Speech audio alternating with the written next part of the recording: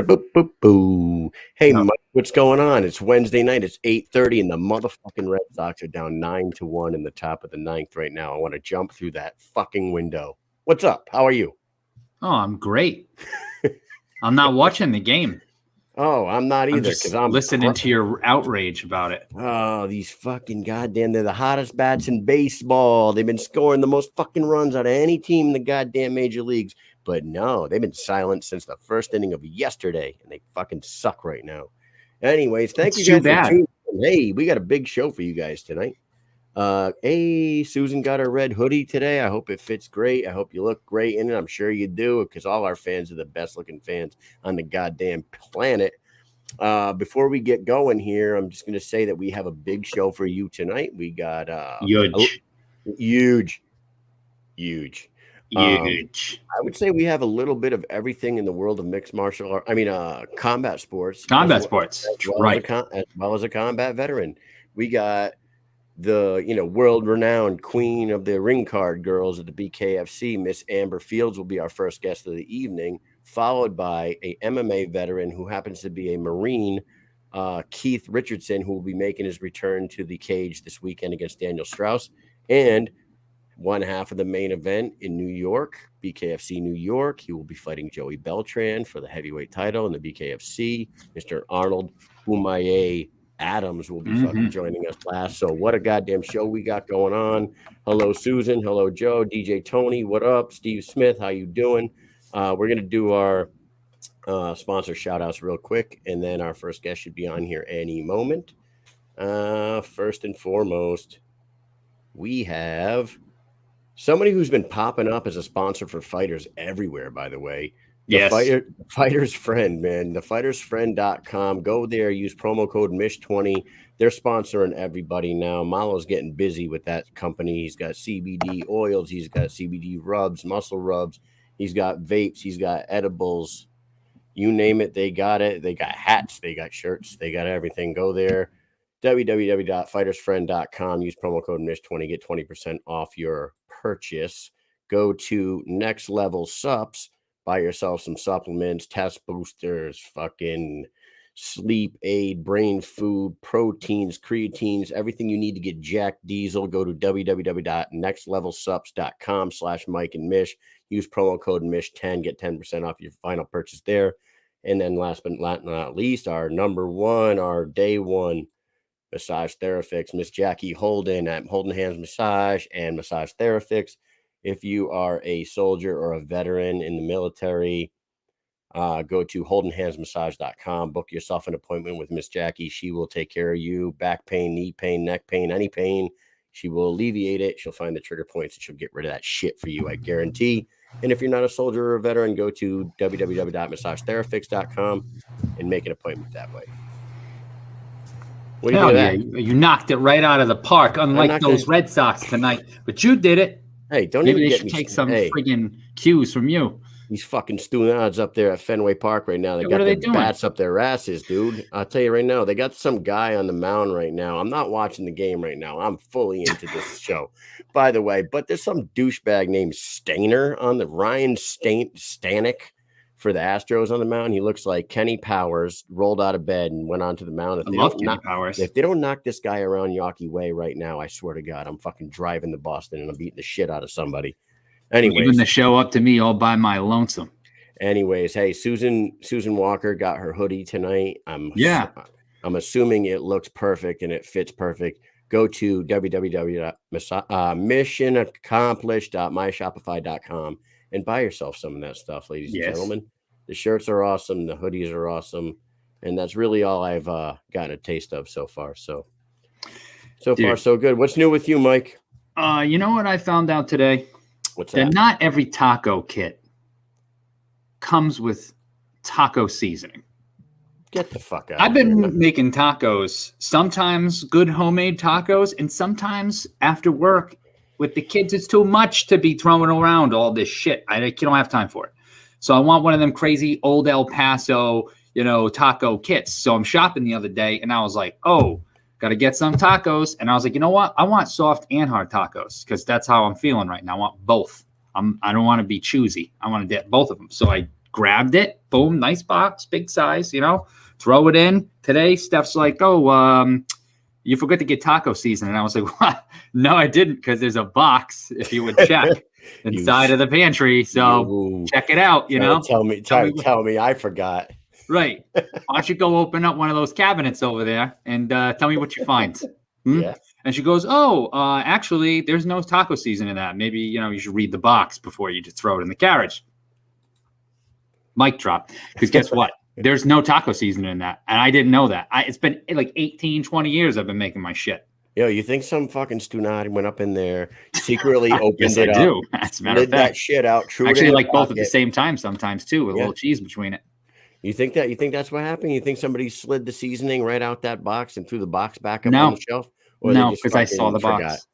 No, I saw the box, and they make one now that just has soft and hard tacos, and that's it in the whole fucking box. Why did they do that? Why'd you do it on a Wednesday? Because Tuesday was taken up. What was taken up on Tuesday? Was that meatloaf? I had shit to do. I didn't have time for it, so I had to postpone it. Taco Tuesday took a rain check and became Taco Wednesday. Oh, Jesus. Yeah. It's where's the seasoning Wednesday? That's what it became. Yeah, so I brought Nolan to baseball tonight, right? And I had to run to the gas station and get gas. And this is what I love to see. This is why I love America. I'm telling you, I get there and I'm pumping my gas and this fucking car pulls up right next to me. Dude gets out. He goes to pump the gas. The girl gets out and she's like, fuck you, motherfucker. I know you were texting her. Because I seen you. And he was like, fuck you. And he goes hobbling away. And he's got his foot in one of those boots. And he's like, he's trying to get away quick. Yeah, he goes quick and slick. He goes hobbling away right to the front of Cumberland Farms. And he turns around, he puts his back against the wall and he lights a cigarette. And she goes, don't think you can walk away from me. Blah, blah, blah. She's screaming at him. And I'm like, yes. I'm like, hit him. America. Yeah. Yes. Dude, so she doesn't. She goes, fuck you. You know what? You could walk your ass home. So she runs to the car and she gets in. No gas was pumped. He tried to beeline it with that boot? He tried hobbling his ass to the car. She fucking burned out of that place. She's like, fuck you. Did you guys point and laugh? Dude, no, I was by myself. I thought it was the most funniest thing in the world. And then I finished pumping my gas and I figured, you know what, maybe I should ask this guy where he's going. But then I was like, nah, he's probably a piece of shit. Yeah, you don't want to hobble. I know, isn't it? Listen, I have that point of contention often because I want to believe I'm a really nice guy. But then when I see somebody, I go, you know what? I'm going to help that person out. And then I get near them and I go, nah. And I just keep going. You know what I mean? There's something in me that just, I can't trust a stranger, right? Yeah. I'm pretty sure I could smell this dude's breath from here. So I'm right. We don't need any of that fucking steeping into my seats. The Lion says that's when you pull out your phone and you walk towards them and then you record. I suck at that because no bullshit. Like a year ago, 2 years ago, this is a while ago, but it was at the Shell station right down the street from my house. I go gas stations are fun. See, and I'm pumping gas again. I'm pumping gas again. The dude that works at Shell comes walking out to go smoke a cigarette or something, and the kid walking in, opening the door, they stop and they stare at each other for like a good fucking 5 seconds. They just start swinging on each other. I don't know if they had beef with it. And it looked like, no bullshit, Carlton Banks fighting Bud Bundy. If you could picture this. Yeah, I can picture that. Two little 5'3" dudes, nerdy as fuck looking, slap fighting like crazy in front of Shell. Like really slap fighting at each other. And it ended up with the white dude got the Carlton Banks, but what's his name? Bud Bundy gets Carlton in a pretty tight guillotine, and he wrenches up on it, and he's like choking him. And then people are like, let him go. And he lets go of Carlton, and Carlton walks to the side of the store and just lights his cigarette like a fight, and didn't just happen. And it was the fucking best thing ever. And of course, I did not pull my phone out because I suck at doing things like that. Yeah, anyway. Dude, I forgot to, one of these guys at my work, I'm not going to say who he is, but I'm going to tell you, he got attacked one day at the gas station. We share a ride share van, right? So we all go, and I drive a few miles, and I go to a parking ride, and I leave my car, and I get in a van, and it's awesome because I don't have to pay for it. The military pays for it. So few people meet there. We stop at a couple of places and pick some more people up, and then we go to work, right? So on the way home, we need gas. So This dude's the nicest guy ever. Let me tell you, he's one of the nicest guy. He makes like strawberry rhubarb pies and stuff like that. Super nice. So like we drive up and there's a car parked, right? And then like it's the pump right outside the door of the convenience store for the gas station, right? So we sit there for like 2 minutes and this lady comes out. Now I'm laying down in the back seat because I just lay down and I play my phone or do whatever, go to sleep. Very safe. I safely lay down across a bench in the back of the van. And so I hear them talking like, what the hell's going on up here? What's going on? Is she going to get back in her car? Right?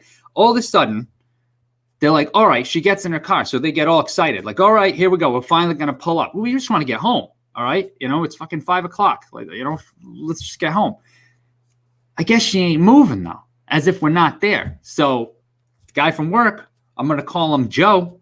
Joe goes, hits the horn just to do like not hits it. That's how I would do it, hard, like an asshole. But he just was like, toot, like he wanted it toot, just like a nice, like, hey, can you please move out of the way? I just need to pump my gas and get home.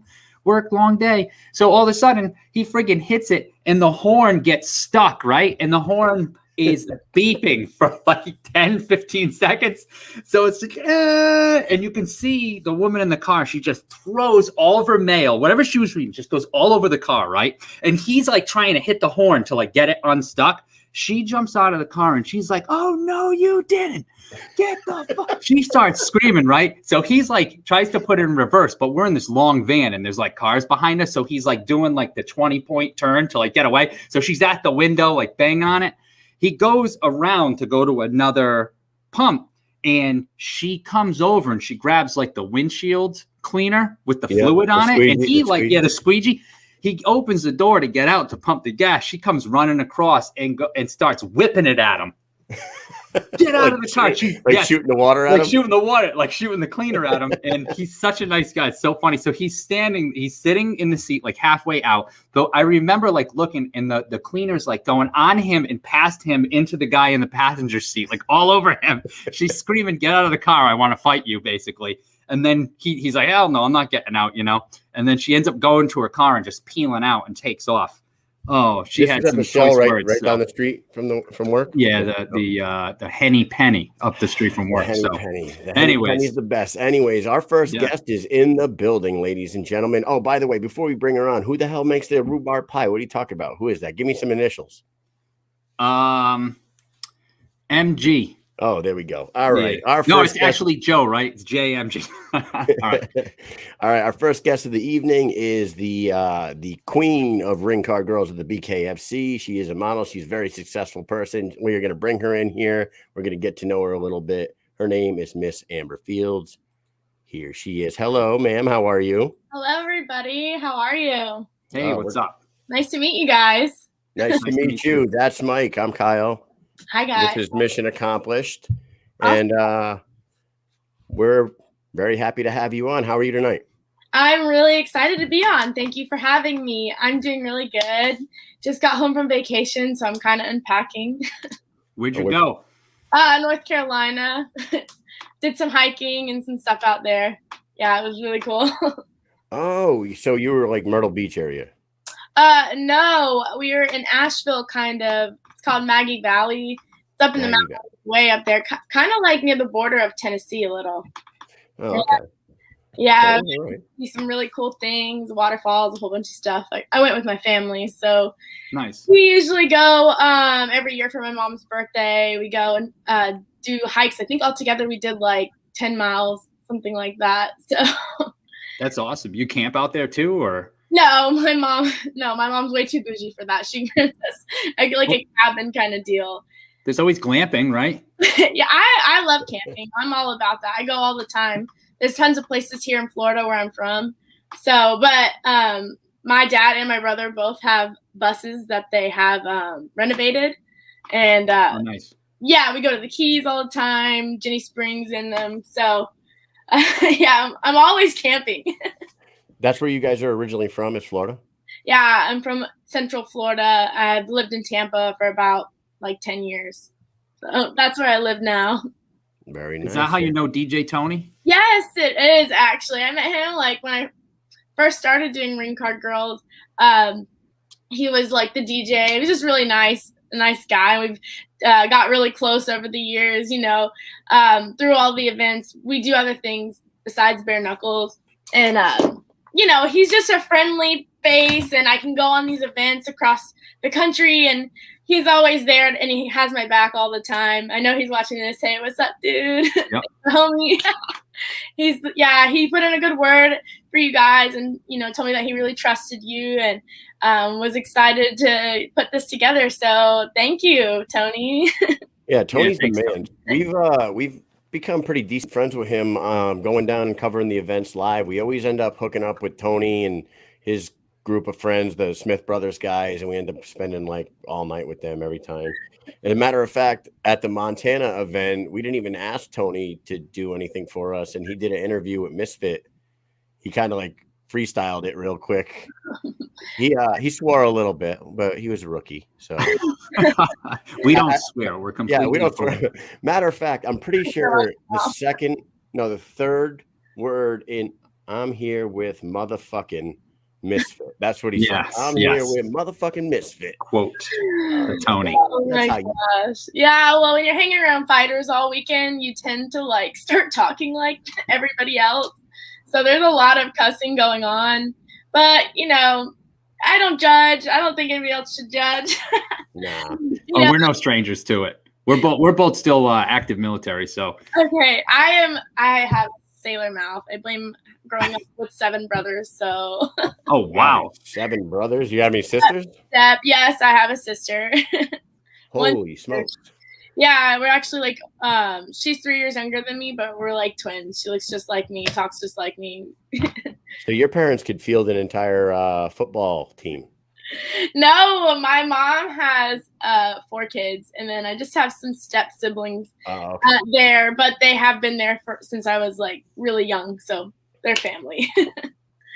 That's wild. I know there wasn't enough room for just my brother. Never mind another 9, you know, 8 siblings after that. Forget it. Yeah, my mom. Now we have. I also have 3 stepsisters as well. So Christmas and Thanksgiving gets pretty. It's fun. It probably is fun. I would imagine. Yeah. How many people went on this past vacation that you just went on? How many people? Gosh. Actually, like, it was supposed to be a ton of us, but then one of my sisters is a traveling nurse. She couldn't make it. My other sister going through something, she couldn't make it. So it literally just ended up being my brother, his wife, and me, my mom, and my stepdad. It was literally just a little group this time, but we did bring my brother's son, Sterling, my nephew. So it was fun. He got to do all these hikes. He was so good. He's almost 2, and he was like hiking by himself. He didn't want anything to do with like, they have this little backpack that they put him in. With the chair? Yeah, it's a chair, and he sits in it, and we hike these long, hard hikes, and he was so good. I was like, kids have energy like crazy. Yeah, right? How old is your nephew? He turns 2 in like a few days. His birthday's on Saturday, so I think it's like after that. Very nice. You got to make sure when he gets a little older, you get him out of that thing and make him walk. You don't want to be one of those parents with a fucking 5-year-old on your back. I'm telling you, he wanted to run. He wanted to walk. Like, we got him one of those little leashes. Yeah. Like, I'm not having it. He just wanted to take off. So most of the hikes, he was, you know, climbing himself and running. He probably had a blast.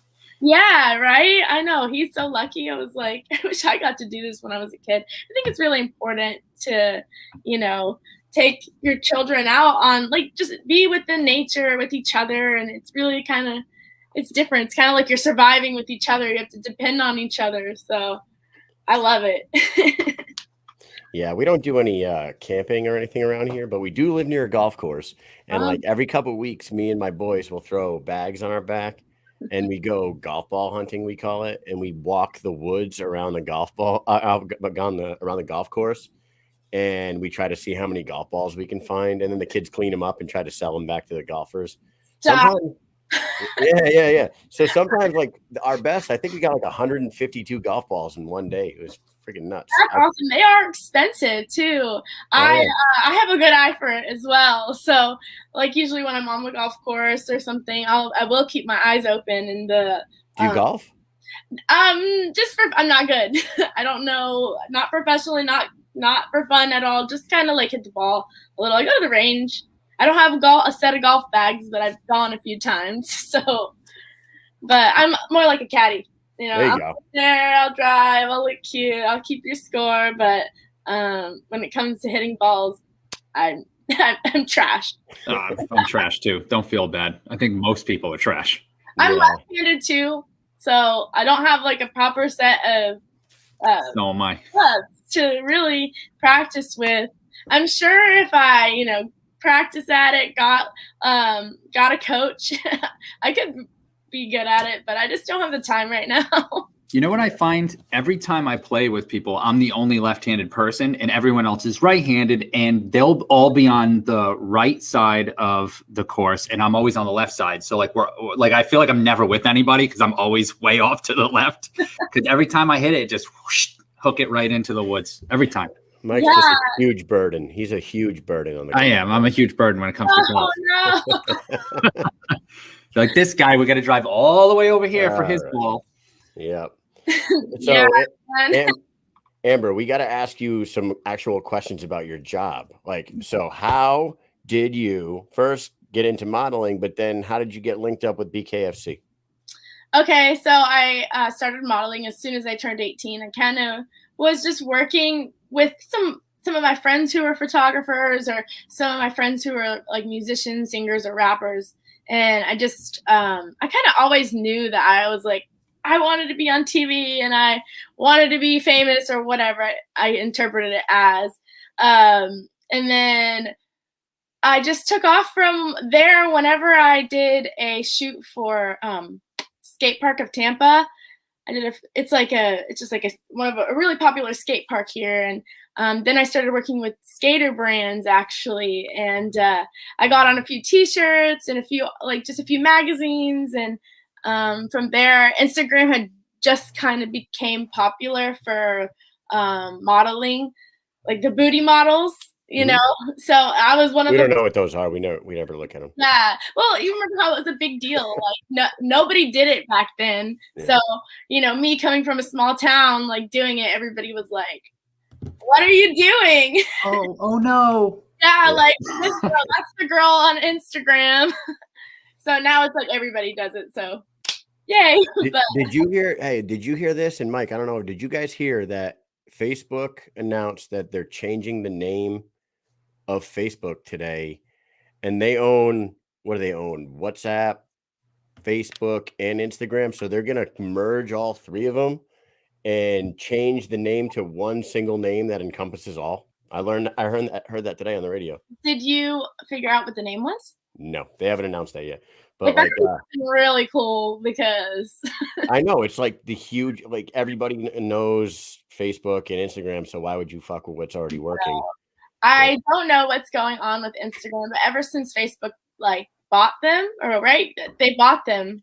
Yeah, they bought them. Yeah, a while back. Yeah. So they have just like the whole modeling thing. If you're like remotely sexy, they shadow ban you, or they just punish you. I saw something about they try to censor you recently. Oh my gosh, yeah. Like it's been like this probably about for 2 years now. They have just I don't think it's like somebody reporting my photos. I think it's me literally using certain words. Yeah. Like swipe up or whatever. They got me on a watch, I feel like, because sometimes it'll be like instantly. As soon as I post it, they'll be like, oh, deleted. Yeah. And I don't know what's going on now. They're like trying to say that I can't, they're going to take away my link tag. But that's actually like how I run my company, how I make a lot of my money is through the swipe ups, Right. So I don't know really what's going to happen, but I feel like this is going to be a fail. They constantly change it. Like every month they're changing their algorithm, they're changing the rules, they're changing, everything. So I've got to find a different platform to blow up on. The algorithms are getting stricter, and it happens to us on stupid things too. So it's really like certain words and certain pictures that you use, like it automatically just it doesn't even matter if right or wrong. It just the computer and it takes it off, and then you have to go in and try to go back, ask them, it's a huge process, because we tried to rebuttal one of these things and it takes months for them to get back. So it's like, by the time they get back to you, you're like, well, that post was 100 posts ago. I don't care about that anymore. I totally forgot about it, and it's worthless at that point. So yeah, right. I feel like they have a watch on me, because if I report something, even I get it instantly. If I appeal it, like the other day, they took down a photo. If I appeal it, they get back to me within the next hour. I don't know why. I just feel like they'll send me, I said Instagram is whack, and they said they didn't violate me. They just said Instagram and quotation is, you're not basically allowed to say anything with the word Instagram or Facebook. When we used to make ads for this show, we simulcast on YouTube and Facebook. So I would put the YouTube logo and the Facebook logo on the app. I mean, on the post to advertise the show, and they were flagging them, and we were like, "What the fuck are they flagging them for? What is wrong with these?" Yeah, it's and then we realized we are not supposed to be using the Facebook logo or the YouTube logo on the ad. I'm like, but that's where we broadcast. So how the fuck? They started asking me if I get paid. They're like, oh, this looks like a branded content. If you're getting paid for it, or even free gifts. So if a company gives me a free bikini and I tag them, they will flag it. And for just 2 weeks, they started removing all the posts that I was getting paid for, and I have contracts for, and I was freaking out at the time, but they stopped that back in July. It was only for 3 weeks they did it, and all of my posts came back. So I was just I don't even know anymore. I don't even want to sign a contract, a promotional contract with anybody, just because I'm scared that I might not be able to fulfill my end of the deal with Instagram's new. Do you know what's really funny is, because we go on Facebook and YouTube, so YouTube will never fuck with us ever, but Facebook, if I was to tell Mike right now, I'll kill you after tonight's show, right? Nobody's going to do shit to me. But if I was to type it in the comments right now of the show, I'm going to kill you tonight, Mike, we'd get shut down in a fucking heartbeat. Oh, yeah. It's crazy. We had a girl who's actually watching the show right now, Joe Ivy, said boys are gross. Yeah. In our comments about us, because we were talking about some gross shit probably. But it said boys are gross. And she got a 24-hour ban from Facebook for talking shit about boys. Yeah. Don't talk bad about boys. Boys are gross. What? Yeah, right? Oh my gosh, that's ridiculous. Yeah. Look at it. Joe Ivy says, I'm an example. See, I'm an example. Exactly. Why are you censoring me? Just let me be me. It's crazy. And a person like yourself, this is how you make a living. So who gives a shit if somebody gives you a free bikini and you shout them out on your page? I don't understand how that's a bad thing. They don't make enough money. Zuckerberg should fuck off. Yeah, right. I'm sure they've been looking at how much girls are making right now, with promotional deals or through their personal sites or something, and they're like, "Damn, we should be making that." They messed up, honestly, by not making a subscription profile. Yeah, they should have just done that. Then they would be making all the money. Yeah, idiots. And now they're going to call themselves Instaface and fuck everything else. So how'd you? It's called Instaface. Instaface. Yeah, we're gonna get Instaface going. Gotta copyright that shit right away. Right. So, you could probably sell the website. Yeah, Mike, you're the tech guy. Figure that out. There I go. Tonight. When we get off tonight, you create Instaface, and the three of us will be billionaires. Okay. Yeah. All right. So how'd you get hooked up with BKFC? Okay. So I started my first event was in Tampa. I think it's 2018, November 2018. I don't remember what show it was. It's been a while now. But that was my first event. And I just kind of showed up as a model for somebody else. And when I showed up, the guy who hired us wasn't even there. So I kind of had to like step up and get the girls together because some of them had never even done this before. And I was talking to Dave Cranston. I don't know if you know him, but at the time he was just a really low level promoter. Like at the time he wasn't like who he is today. He was just a guy in a suit. Yeah, yeah, exactly. So, that's so funny. So I was just, I don't know, he just called me shortly after COVID when they started doing the fights again. And he kind of was like, I want to get a team together. And I just remember you and your energy. And like, I want you to come back and do this team. So, you know, I just started from there. And then, of course, you know, we all became really close friends. And just throughout everywhere we travel together, you know, just remaining that like good, positive energy. I feel like that's why why it works so well. Because they could hire, you know, different models every time, or they could, you know, just get whoever they want. But they love having me. I love being there. I feel like they know I'm appreciative. So it's just like a family kind of now. Now they're like, whatever one you want to go on, just let us know. Is it you and a couple other girls, or is it just you and then they find a few other ones? Well, as it goes on, they have discussed with me about having a bigger role with the models. So it will be different. I don't really know. I'm not expecting too much because anything could change at any moment. But for now, I do have my friend Danielle, or Harley, whatever you want to call her. She's a wrestler, the redhead. And with the girl with the red hair. Yeah. She's a wrestler, and I worked with her at a bartending event, Daytona Bike Week, and I just loved her energy. I thought she was so sweet. So when Dave asked for more girls, I was like, she's awesome. We got to have her on. And I've hired a few more girls for like promo or merch. And then we have Caitlin, who the blonde, who she's just a sweetheart. She started, she's 21, so she hasn't been modeling that long. She just was kind of modeling like for Hooters and somebody in Tampa who does bikini companies. But she has really grown, like with bare knuckle and just kind of under our wings. We're showing her how to just kind of break out of her shell and, get more comfortable.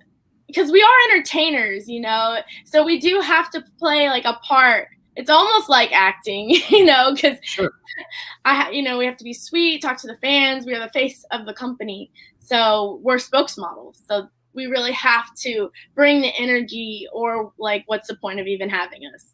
Right. So yeah. So right now you get these sons of bitches like Clay Teal that come in here and try to fucking step on your toes, right? Do you even know who I'm talking about? No, I don't. Good.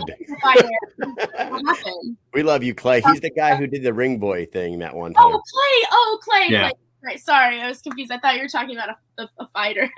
No. Oh my gosh, I love him. He's great. Yeah, he is. Okay. All right. Well, I don't know whatever he said. I don't even care. He's funny. He's hilarious. Yeah, he's funny. No, he is funny. We're just busting.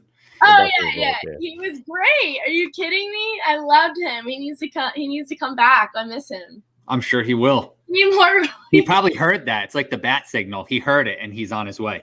Yeah, come on down. We love having you. I feel like the crowd was was cheering louder for him than they were for us. Let that go on for a few months. That was awesome, though, honestly. This shows you the power of social media, like it started with him just like, where's my shot? Yeah, he's like, where's my shot, David Feldman? And next thing you know, he's a fucking next thing you know, he's a damn ring boy. Yeah. I love that he ripped off the shirt. That was great. Awesome. Amber, do you travel to all the events? Like, will you be at Wichita next week, and will you be in New York? And no, all now?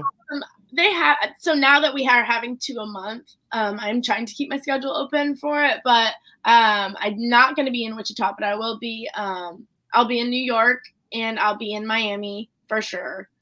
And I'm going to try to do at least 1 a month, and if there are like bigger shows, I'll be at those.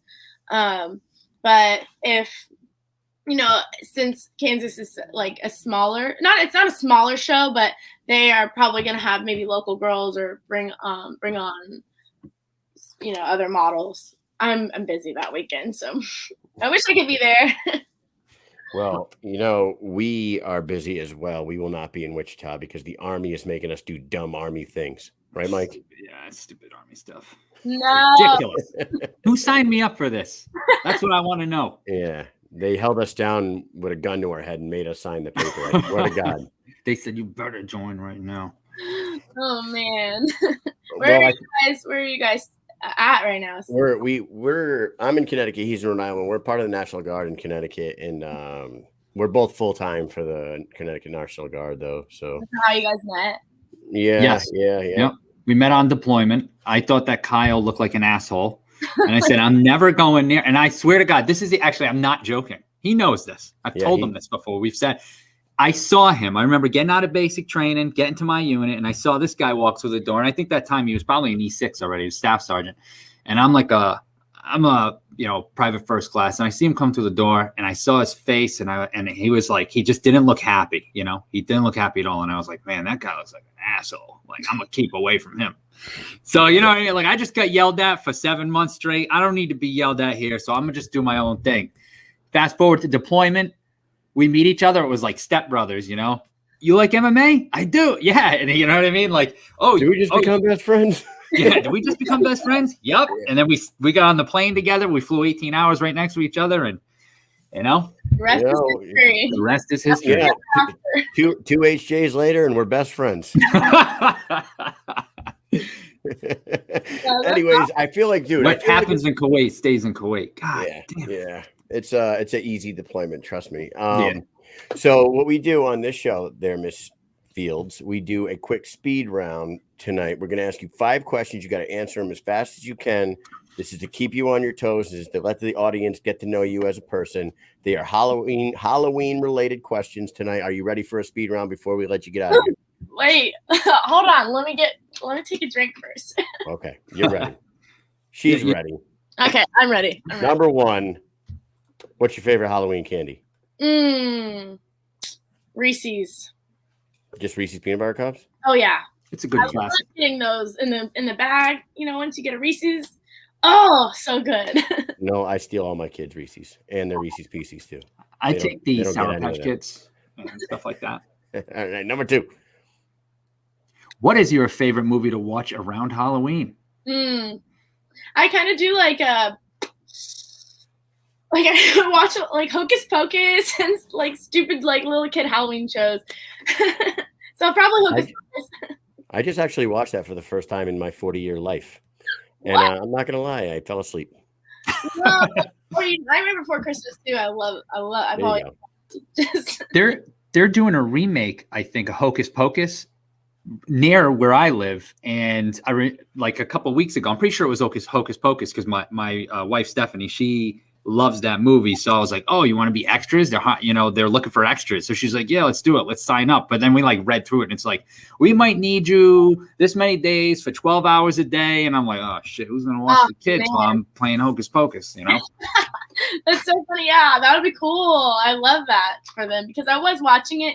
I watch it every year, but I think this last year I was like, man, like, the actors are old now and people are dressed so funny. They could really incorporate some new modern day like effects and stuff. Right. Yes. Number 3. Have you ever done any of the following? Are you ready? Have you ever egged a house? No. Have you ever toilet papered someone's house or property? Nope. Have you ever smashed somebody's pumpkins? No. What a super lame person you are. Too nice. Somebody's like too nice. Too nice. Number 4. Have you ever won best costume at a Halloween party? Oh yeah.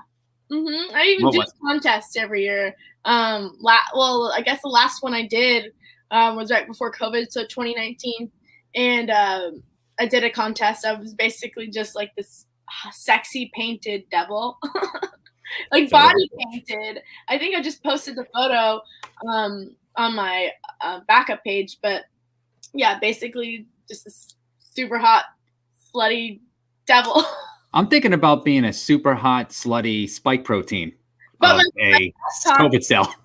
I'm gonna be super hot, sexy COVID cell for I Halloween. would rather though, like for Halloween, I dress up as like something not sexy. So last year I was a Hamburglar. Oh, nice. Yeah. And what are you this year? What are you this year? Puss in Boots. Oh. You know, Shrek. Yeah. Yeah. So I got like that's Mike's nickname in the military. We call him Pussy and Get the fuck out of here. Anyway, hey, last question. Real quick, Grimace, the purple thing. Yeah. For McDonald's. Do you know what that thing is? I thought it was Dinosaur? Please don't tell me you know this. I think that'd be crazy. It's not a beaver, not a possum. It's I don't know. I don't remember exactly, but like something like that. Like some type of rodent thing. I was listening to something. The big purple dude. So I don't know. This might not be true. That he's a taste bud. Get the fuck out of here. Yes. He's a rodent. I know what the hell he was, but I was listening to like Howard Stern and somebody said that he was a taste bud. I was a taste bud. What? Anyways, a little fun fact or not a fact. Amber, last question. For $1 million, could you spend an entire weekend alone in the Lizzie Borden murder house? Do you know what that is? Is that the one in Louisiana? No, it's the one in Massachusetts, considered the most haunted house in the United States. Lizzie Borden hacked up her parents with a hatchet, murdered them both, and then there's been like thousands of stories of like haunted shit from that house. So $1 million, full weekend by yourself in the house. Would you do it? Alone. Do I get gear and stuff? No, you don't get shit. You get you in a house. What about in your painted devil costume not by even yourself? Keyboard or anything? You get a glass of holy water and a cross. Yeah. Okay, then yes, I will do that for $1 million. Yeah, there you go. Nice. All right. Well, die from her hauntings? I don't think so. You know what? You can lay like bullshit. The dad was killed on the couch and the mom was killed like on the floor next to the bed, and you can like lay. People like to lay like in the spot and shit. It's very weird. You know, I'm not too. I actually like that stuff. Like I go to haunted houses or go tour them at least, and I'm respectful of the dead, so I feel like maybe we get along or something. We're both a little cray, right? You never know. Or maybe she would just haunt me and scare the shit out of me until I literally die. For 2 days, and then you get your money. Yeah, 2 days. I don't know, but my father, he buys houses. Well, we both do, but he's been doing it a lot longer than I have, and he'll specifically buy houses. You know, so many people in the community that have had fires or like murders. Yeah, not really murders, but like somebody, he just bought a house or somebody died in a fire. And then he just bought a house that the guy died, I think from a stroke. And he was dead in the house for like 2 months. And when they got there, the dog had eaten him. Oh, nasty. Yeah. What the fuck? So we got a discount on the house because of that? Yeah, that house had a, a lot of them have a lot of things wrong with them. And also when somebody dies, like the house goes into, that's that real 4-finger discount. Yeah, it basically like, nothing, like the house just sits there for months and months. And if somebody has to pay a mortgage on it, basically it builds up all these like liens or, fines or whatever it is. So yeah, he'll purchase the house for a small amount. Actually, I think he got it for $2,000. He bought the house for $2,000. That's crazy. But it had like $100,000 in fines and liens. But he went to court and they actually dropped the entire amount and got the house for $2,000. That's crazy. Yeah, he fixes them up, rents them out, or sells them. So yeah, I'm not really too scared about people dying in certain places. I think people like died everywhere now. Oh, well, you're a very interesting person, Amber, and I like the fact that you like haunted places and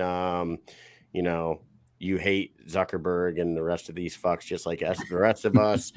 We feel like we can talk to you forever, and you are invited to come back anytime you want. I heard that you haven't done many podcasts before, so shout out. No, you've done great. So thank you so much. Yeah, I want to do more because, you know, I like talking and meeting new people, and I want people to see a difference. That other side of me, versus just the hot, sexy side. Like, I'm funny, and so I feel like those are also really good qualities about me. So thank you guys so much for having me on. It's you guys are really easy to talk to, really cool dudes. So thank appreciate you. That. Yeah, thanks for coming on. We definitely appreciate it. Hey, and take a second. Do some shout outs, and while you're doing the shout outs, before we let you go, in there, include your favorite muscle car. Okay. All right. Well, you guys can find me on Instagram, Twitter, Facebook. It's all the same, Miss Amber Fields. And my favorite muscle car is mine. I have a Pontiac Le Mans that I'm working on right now. And I'm super excited. I can't wait. Hopefully it'll be done like next month. Hopefully, you know, awesome. How it goes sometimes. Yeah, I'll always be adding to it, but I will be taking it to some shows. I'm looking at right now renovating a bike with it. So hopefully I can get a Harley or an Indian or something cool. So you're a mechanic? No. My dad is he does a lot of things, but I've always been into classic cars. He's had Cutlasses. He had a Cutlass. He's always had Porsche, and like he's got a million Volkswagens. So I've always been into it, and I wanted to buy his Cutlass. He's got a 1969 convertible Cutlass, and I wanted to buy it from him, and he was like, "No way, I'm not selling it to you." So we were looking at, you know, just different types of cars. Of course, I wanted a Cheval, but I'm going to work my way up to that. And we found this one. It's basically everything's was original on it. So it's basically been sitting in somebody's like garage forever. It's 1967.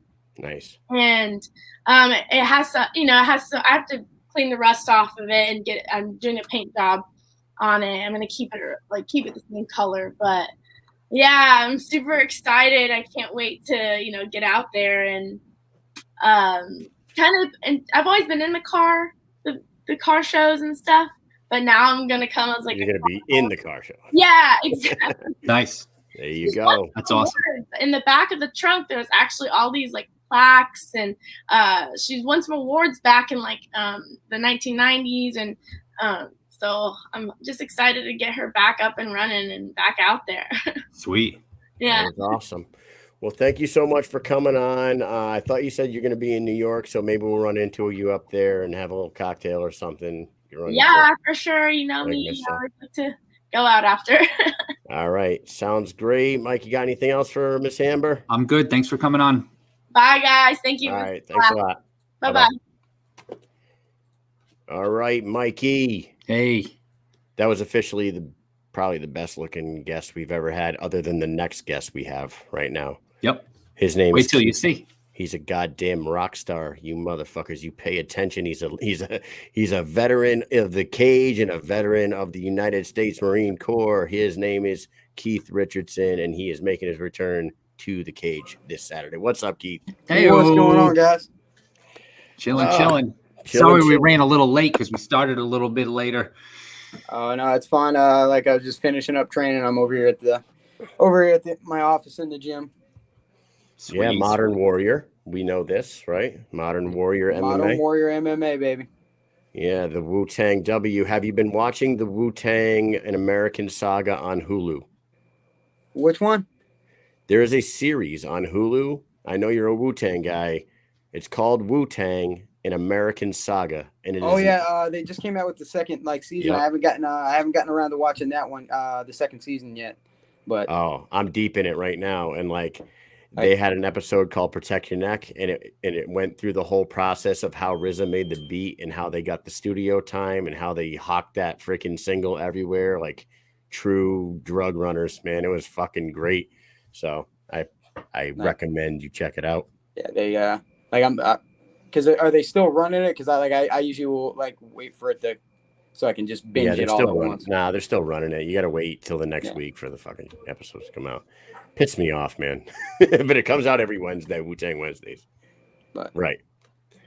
So how is training going, Keith? How's things? You got a pretty decent opponent coming up. I mean, when I say decent, he's a 2-time Bellator featherweight champion. He's, had 35 fights in his career, won 29 of them. He's a fucking real formidable opponent.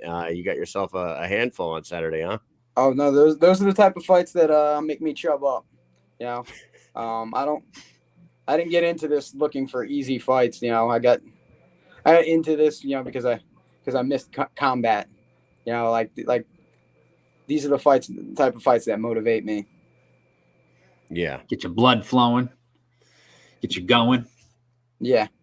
No. Yeah. Especially after all the pullouts I've had. I've had the worst case of MMA blue balls you've ever seen. Oh my God, people's pullout games it's too strong. I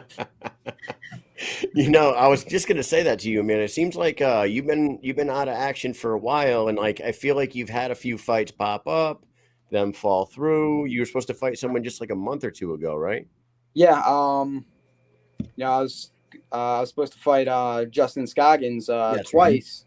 Right. First time he pulled out, and then the second time I was cornering over at Bare Knuckle, and we all got COVID and had to pull out of that fight. Hold on a second. Let's not fearmonger. That's a joke. It's a joke from the last time we brought up COVID. Someone got mad at us. We were fearmongering. Someone in the comments was like, "Hey, I don't tune into your show to hear fearmongering." It's what happened. Yeah, what the frig? Why'd that happen? COVID and I had to pull out of a fight. These are lies. Yeah, that was the event. That was the whole TikToker. The TikTokers were on that event. Mick Terrill was on that event. A bunch of people caught COVID. That who knows who was the super spreader. Yeah, it was interesting how that came about.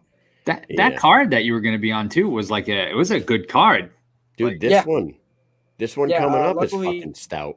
Dodson was supposed to be the main event for that card too, but he got into a car wreck.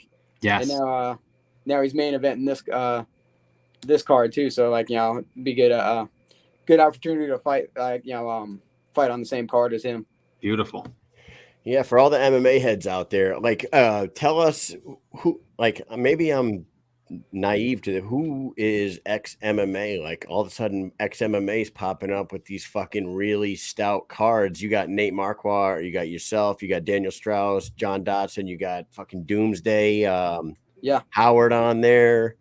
These are some real big names. All of a sudden, I don't know if I really recall ever seeing an XMMA event before.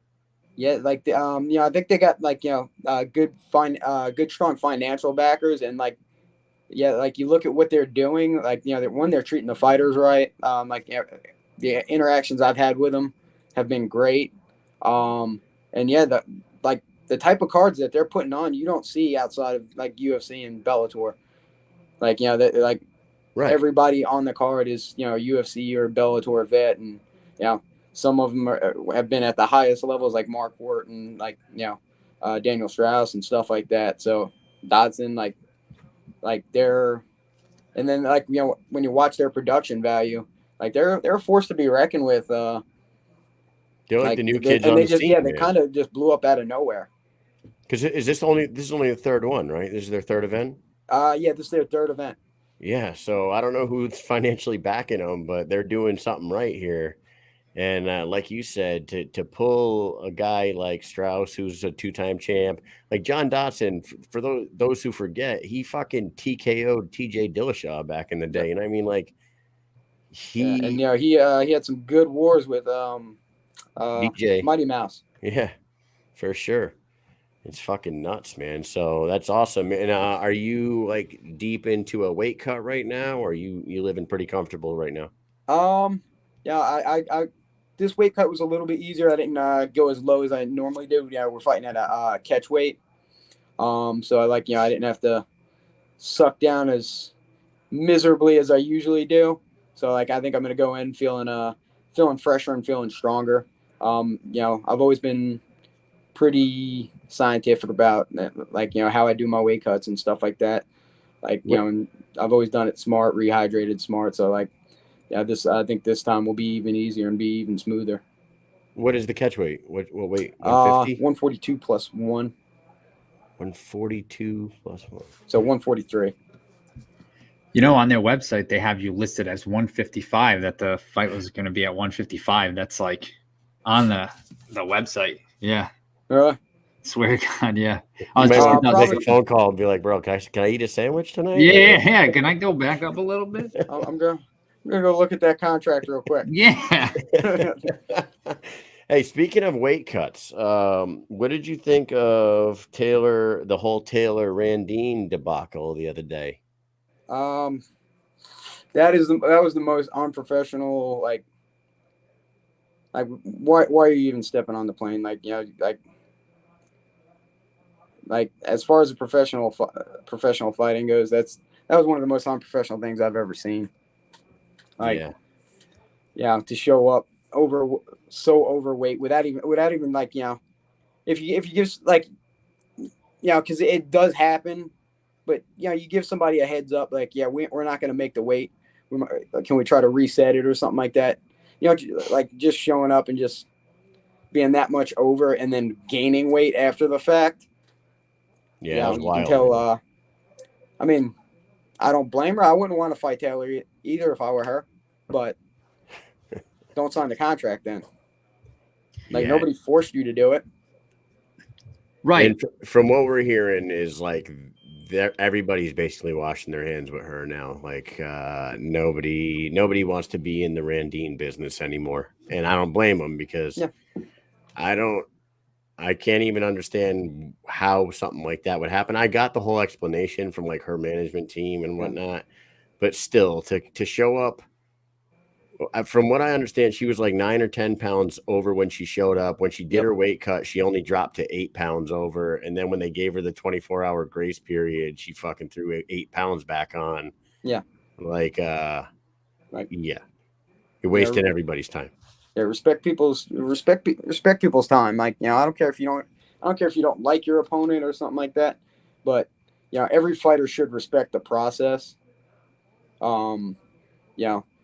Every fight camp takes so much time. It takes so much out of you personally. Every weight cut, takes so much out of you health wise. It's brutal. To force somebody, to have somebody do that, and full well that you ain't taking that fight. Mm-hmm. Yeah, there's a lot of preparation and the money, and it doesn't even matter if you're hurting for money or not. It's just something that you're looking forward to for so long, and you're banking on this to happen. And like you said, you go through all the training and travel to and from, and kids and daycare and just everything. That's why I call MMA blue balls. It's all that build up and no release. I get aggravated. I'm not doing shit, man. I freaking get up and go to work, come home, watch that shit, look online, like, oh, they're gonna fight's coming up soon. I'm not doing anything. That's all I'm doing is flicking through channels and then Facebook and shit. And I get aggravated. So I can't even imagine if I was a fighter, I'd flip out. I'd freaking flip out. I would lose. Sometimes I flip out when someone misses weight and I'm on my couch, It's crazy. Fuck. I don't know how you guys do it. Go through all that and then fucking don't lose it. Yeah, don't kill someone in the park. Yeah, like fucking flip someone's car, go out and fucking flip someone's car, Hulk out, start running through walls and shit. So Keith, you got Straus this weekend. You got Daniel Straus. I don't recall the last time he fought. I know you've been out of the cage for what, almost 2 years now, or a year and a half. Yeah, it's been a little while. Like, I think he's been out a little bit longer than me. Okay. But the big difference is the whole time I've been looking to get back in. Like, I've been training nonstop. I've probably been through about 7 fight camps in that time. And they fell through, like either the events fell through due to COVID. I've had 3 or 4 fights, pull out, like, were fight week pullouts and stuff like that. And you know, if you look at the way that I train, like, you know, I'm a habitual overtrainer. So, like, you know, I haven't been stopping, like, you know, like ring rust definitely isn't going to exist for me just because I've spent the whole time in the cage, you know, working with, you know, top level athletes and, you know, and just preparing for something that, you know, is finally surfacing again. There you go. So Yeah. Do you know him personally? No, I don't know him personally. No. I was going to ask you, like, he does have a history, like he has his, like a little bit of a sketchy background. And I know that like certain people carry themselves with certain levels of pride where like when you hear somebody has a aggravated assault against their wife where he supposedly stabbed her in the fucking stomach. I don't know if you know these stories, Yes, but like does I'm aware. does that fuel you a little bit more to you know crush this man, or you don't know what went on in their life that night, so you just fucking don't even give a fuck about it? Like, you know, I try not to make these things personal. Like, you know, that's just never been the type of fighter that I am. Like, but yeah, I was a Marine. Right. I was a poorly paid assassin. Like, I don't need a reason to fuck you up. I just need to be paid to fuck you up. There you go. Like, you know, that's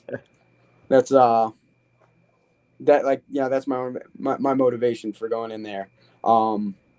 Now, like, you know, there have been a couple of fights in my career that, like, you know, stuff got a little personal, and that never went very well for my opponent. Like, you know, I try to fight with honor at all times, but, you know, that being said, now if motion sensor.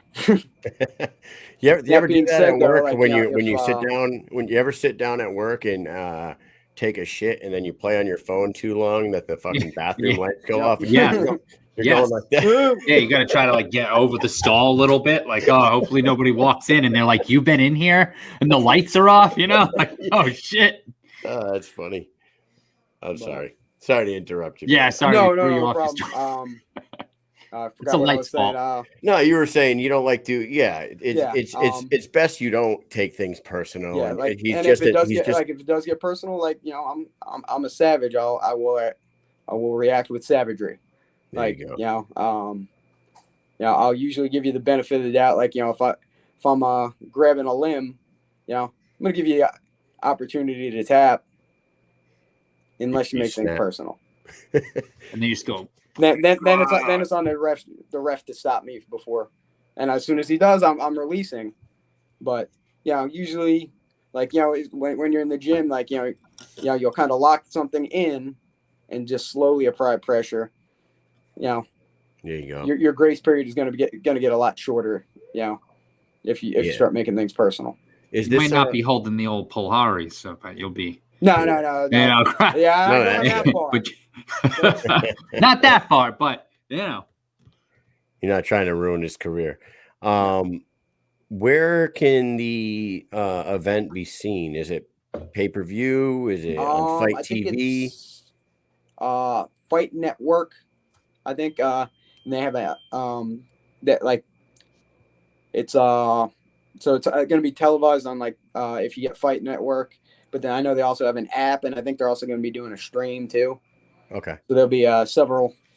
Yeah, just go to their website. You can find out where you need to where the best location for you to watch it is. But, you know, Fight Network, I think is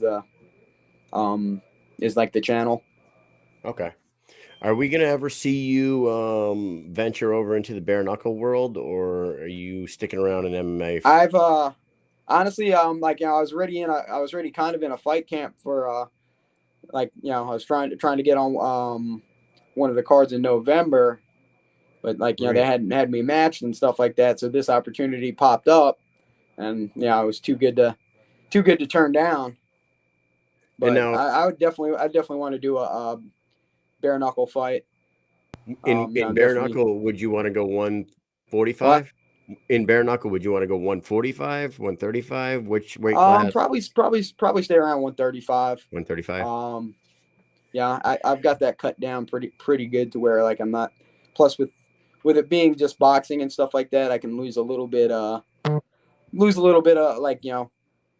don't need to carry as much muscle as I do in MMA. So the cut would be even easier.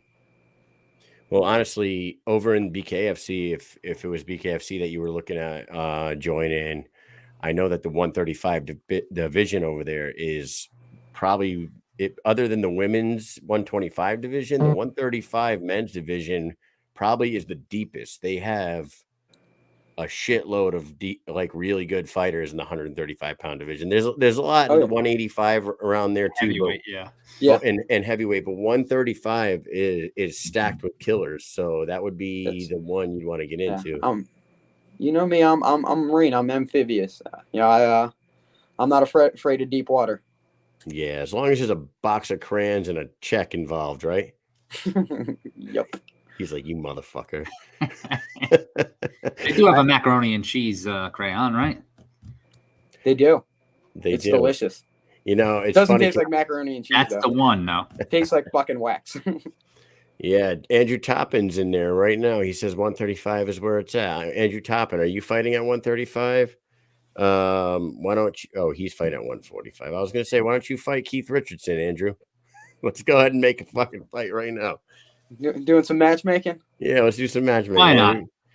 So, yeah, man, we're really excited about your fight this weekend. Would you say that this camp? I know this is like the 7th fight camp that you've been in the last 2 years, but would you say that everything's gone as planned and you're feeling top shape heading in? Yeah, absolutely. Like, you know, like I stay fight ready. Like, you know, I've taken fights on, 2 days notice, and went 3 rounds and like, dropped the dude and like, just fought wars on 2 days notice. Like, and like I stay fight ready. So, this camp was a little short, but I actually prefer shorter camps at this point. Like, cause if the camp's too long, I wind up like overtraining, going in with like a little bit more banged up. So like a shorter camp, like I feel fresh, and like, I just feel ready to go right now. So like, this is it's been a really good camp. It's awesome, dude. Glad to see you getting back in there. I can't even imagine like being a guy like yourself. You remind me a lot of my older brother. My older brother he wasn't a Marine, but he was a Ranger. He was a sniper. He was doing fucking real bang bang shit. And when he came home, this motherfucker needed an outlet and he needed to stay busy. And like, you seem to have the same demeanor as Ryan. If he does not keep his hands busy and he does not keep himself busy at all times, everybody's in trouble. And watch out. But yeah, that was definitely me. Like the first, like, cause I extended to finish my last tour with my guys. So as soon as we got back, I was out. So like there was like almost no transition period. It was like a couple of weeks or a month or something like that. So I was home from Ramadi, where it was like fucking wild, wild west. And then like I was just kind of booted out into the civilian world. And like at first I was not adjusting well. And then as soon as I found MMA, like it just kind of became my therapy and just, kept me from hurting myself and kept me from hurting others by hurting others. Yeah. Hey, it's a good outlet to have. Right. It's a slippery slope, like for like heavily affected PTSD soldiers like my brother, and it seems like you had your fair share of PTSD as well. You have the PTSD, was it grappling PTSD? That's the Is that what is that? Grappling PTSD, they do like all kinds of like rucks, walks, they try to get veterans involved in in jiu-jitsu, in MMA gyms, and trying to because most of the veterans that I've dealt with and stuff like that, like, it's one of the big things that I've always tried to do with the gym, being a gym owner, is try to get veterans in here, try to take care of the guys. Like, it just kind of seems like it works. It's like one of the perfect outlets. Because like once you get that warrior mindset inside, it doesn't really leave. You just need to find like positive outlets for it. And like jiu-jitsu, MMA, boxing, kickboxing seems like it's a good outlet for that type of fucked up wild energy. Do you think that, like, you would think that there'd be more in MMA, right? And I'm not saying that there's not a lot of them, but like when you like diehard fans of MMA and you talk the big ones, you talk UFC, Bellator, PFL 1, and you like start going through their roster, there's not a whole shitload of veterans. There's like a few sprinkled in there, but like, like I think part of the reason is like, most of the veterans that they're taking a 4-year gap in their training, like one of their prime athletic times. Yeah. And like, and then even afterwards, like, especially if they've seen like heavy combat and stuff like that, there's almost kind of like a decompression stage. So like, that's where it's probably at least a 5-year gap, and then you're in your 20s, trying to catch up with these guys that have been doing it, nonstop. Yeah, like especially like I think you saw more back like years ago, but now these guys like now these kids coming up have been training since they were fucking 8 years old in MMA. So like trying to catch back up to them after the fact makes it really hard. Yeah, like when I started out, like I actually turned down a wrestling scholarship to go into the Marine Corps. Yeah, that makes a lot of sense, actually. So it's like, and I was still training a little bit when I was in the Marine Corps, but it was like I spent most of my time overseas, and so I wasn't like but as soon as I found MMA, it was an everyday thing for me. Like so I had that going for me. Like, but plus the sport was still younger. I've been at this for 15 years. Right. And prior to the Marines, you were like strictly wrestling? Yeah, I was a state champ wrestler. There was no boxing, there was no jiu-jitsu, nothing like that prior to the Marines. And then when you got back, just a little bit. Like I would watch boxing a lot. Like I did I think I trained for about a month before I went in a little bit. Did you do you know Bruce Boyington at all? Who is that? Bruce Boyington. Do you know him? No. He's a Marine veteran as well. He's a little older than you. I think he's about 42, 43, but he fought in like CES and New England fights, and he was a pro. He had probably 30, 35 pro fights, but we talked to him and he talks the same kind of stuff about Marine Corps, and he did Taekwondo before Marines, and then when he got into the Marines, he was doing like the Marine combatives or something like that. And then when he got out is when he went real heavy. Yeah. Did you do any of that? I did a little bit, but I didn't get like a really big opportunity to do any of that stuff. Like, I could have tried to like, try out for like the all Marine wrestling team or something like that. But, when there was a war going on and so like, I spent a lot of time, deployed, and like, I wouldn't try to, like, like especially if you make like the all Marine team or something like that, that's your job in the Marine Corps. But I wouldn't like, I loved leading Marines. I loved, like, so I wouldn't have left my guys to, go wrestle. You were busy fighting wars. Yeah. Pretty much. Yeah. Hate on that, motherfuckers.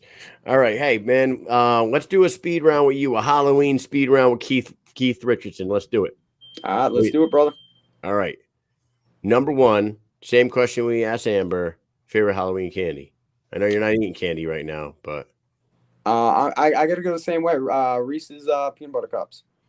Like Reese's. Yeah. That's Mike, what's yours? Like that's I love Sour Patch Kids, man. Yeah, you like Now my favorite seasonal candy though is Cadbury eggs. Cadbury eggs. I used to love them, but like I feel like now that I'm older, I had one like just last Easter, and I like just took this gigantic bite out of it, and I started eating it, and I was like, yo, this is delicious. And about 2 seconds later, I was like, oh man, I don't know if I can eat this anymore. Like I don't know, like I got really, like immediately it was just so good and so quickly, like I don't want the rest of this really. Like maybe I did eat the rest of it, but I was like, I'm not going to eat another one. It was just too much for me. It was too sweet, You literally got tapped out by a Cadbury egg. Yeah, I couldn't do it. I was like, I can't do any more of this fucking Cadbury shit. It choked your ass out. It did. Number 2, Mike. Heavy. If you had to compare yourself to a horror movie villain, who are you most like and why? That's a good one. Do you happen to walk faster than people run? I mean, that's like you need that to be a villain. I'm not a professional speed walker, but Jason Voorhees is good at that.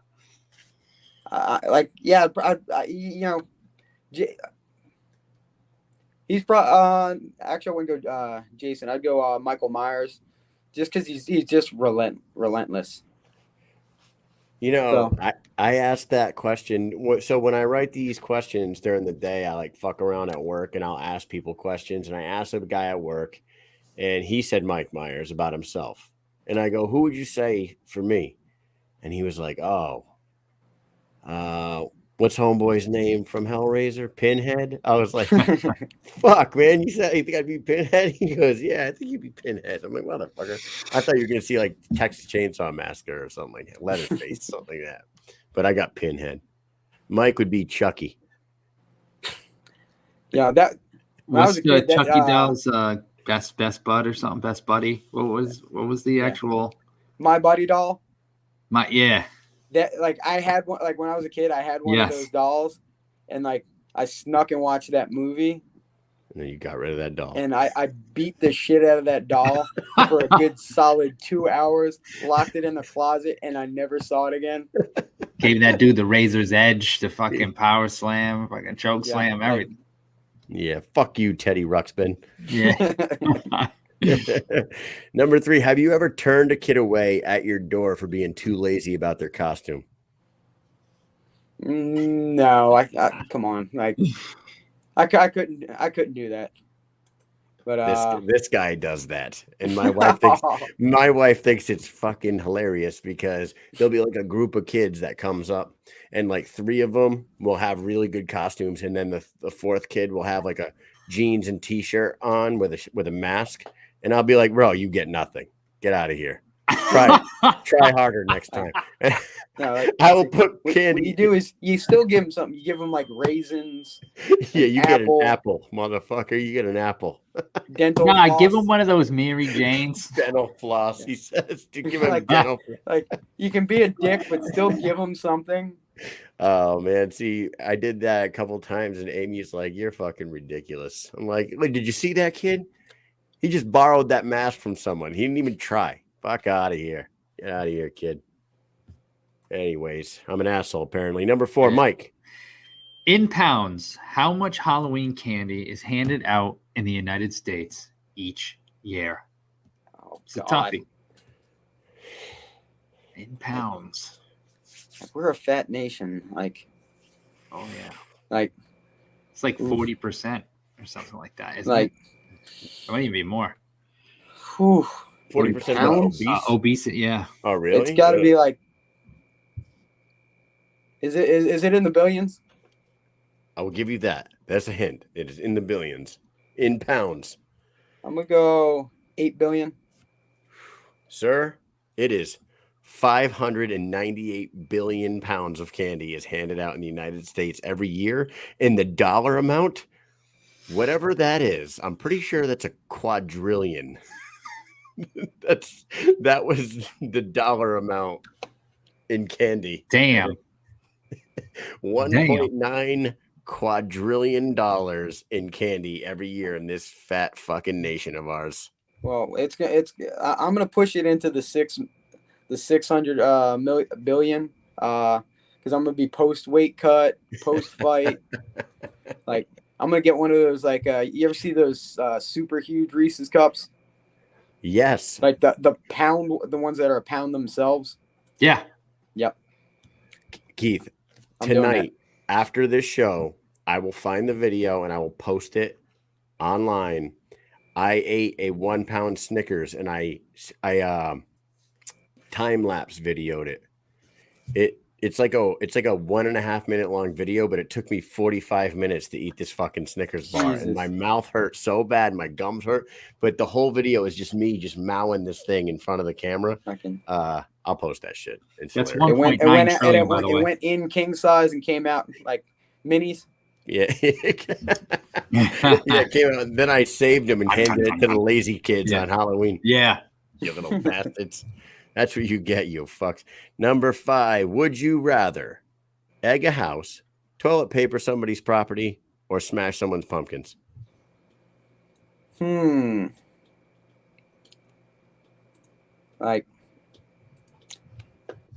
all right, so if somebody that I don't like, the only thing you don't get back is time. Which I'm trying to depends on how much time they put into like the pumpkin. Like, yeah, so, some people get really artsy and intricate with that. And if I'm just being like, I'm not a hateful person to begin with, but if for some reason somebody forces me to cross that line, like, you want that like level 3 fucking pumpkin carving shit. Yeah. Level 4, Yeah, like, 4 pumpkin difficulty. Yeah, like if you busted out the X-Acto knife, I'm fucking up that pumpkin. Dude, I spent an hour and 15 minutes on a pumpkin last week. What'd you do? No What was it? It was something that said like "boo to you," and it had like the eyes for the O's, and then like hands, and it was pretty cool. And I did another one too last year that had like this crazy. I don't know why, but I like doing it. I get pretty fucking crazy with it. I did a Wu-Tang pumpkin 2 years ago. I did an Outcast. I did the whole Outcast logo. I tried to do a hip-hop. Oh, you make your own though. I don't do that shit. I buy like the stencil thing and put it on there, and then fucking cut it, and it gets crazy. I find a picture online, then I draw it on the pumpkin with a Sharpie, and then I cut that bitch out, and it comes out fucking awesome. Nice. Yeah. I did a Wu-Tang Batman symbol. Piss me off, and I'm smashing both of your guys' pumpkins. Yeah. I feel like if you're talking about time saving, you're trying to ruin somebody's. Someone who took a lot of time on a pumpkin, you smash their shit. You're really going to get their attention with that. Because the quickest one there is definitely egging a house. You just drive by and whip just a bust fucking out the hose, spray it down. Like, so one year, I don't know who the fuck figured this shit out. And nowadays, I don't know. Maybe everyone knows about it, right? But one of my friends goes, "Yo, I know the best place to get eggs." And I was like, "What are you talking about?" And he goes, "Dude." And now come to think about it, Stop and Shop with like a big fucking store might have been better. But there was a CVS. He goes, "I went and parked behind a CVS last week, and I looked on the back steps where the fucking truck delivery is." And he's like, there was cartons of eggs just out in the back, just sitting there. He's like, they must just be old eggs. They're going to throw them out, and they just have them sitting there. So we're like, no way. So we go and drive up. There was like 4 entire cartons of eggs. So we had like 25 dozen eggs or some crazy amount of fucking eggs that didn't have to pay. Because, we used to just steal like eggs from my mom, like, oh, let's just steal our parents' eggs. Like, oh, I got 3, this guy's got a brand new one, just went shopping. My mom just thought I was making an omelet. Right. Like, we're just stealing our own food and throwing it at people's houses. Not a good idea. So we went and we were like, holy shit, man, we fucked shit up with those eggs, man. And we did that for so long. With those eggs, but we were like, we're brilliant. We just found, this, 25 dozen eggs for free. I mean, who does that? I think the meanest thing I did like that as a kid was fill the garbage can up with water and then leaned it against the door. So when they knocked and ran. Oh my God! Really? Yeah. I would fucking shoot at somebody if they did that. I swear to God. Were they pretty fucking funny? That's a heavy pretty fucking funny though. That's a heavy fucking barrel though. Like Were they stuck? They couldn't open the door? Like, what the fuck? No, he's talking like the front door. They got to open in, right? They got to open it inwards. Front door's open in. And a dirty ass garbage. They don't have a screen door or something. Like filled with dirty, stank water. Yeah. Ooh. Oh, God damn, you fucking. Are you leaning it? Oh, I was. I'm thinking like a screen door, you know, they have the screen door. No, that's a pretty good one, Keith. And I would definitely abuse a neighborhood child if I fucking found him doing that. Don't follow that example. Yeah. We know there's a lot of children watching this shit, so don't try it. All right, Keith. So we got your sponsors scrolling across the bottom there. Go ahead, shout out whoever you want to shout out, and give us a little prediction for this weekend's fight, and then we'll let you get up out of here.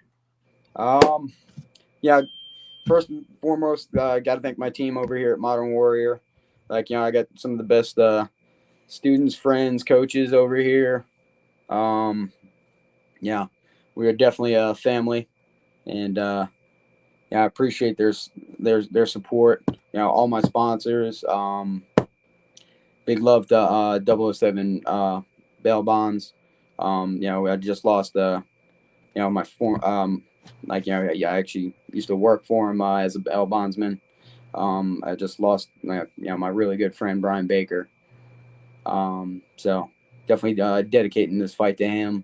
Like, he sponsored me since I was since my first amateur fight. Wow. Yeah, and he just recently passed. So definitely want to. And then as always, I'm carrying all my fallen brothers with me every time I step in that cage. So, I'm bringing the fire. Well, sorry for your loss, brother. And that is awesome. Shout out to you and all your Marine Corps bros. And we will be tuning in if we can. We will be watching. We will be, we have a range weekend this weekend, but I'm sure we'll be able to watch the fight. So, oh, yeah. Sounds good. All right, my man. Thank you for coming by, and good luck this weekend. Appreciate it, brother. All right. See you guys later. Take it easy. Take it easy. All right. That was Keith the Rockstar Richardson making his return to the cage this weekend against Daniel Straus in XMMA Vice City in a 142-pound catch weight. Is that what he said? Yeah. Even though it does say 155 on the website, but dude, their website's pretty cool. I love the font, and like they use like a Street Fighter looking like anime type characters. It's pretty fucking cool. I like it. It's awesome.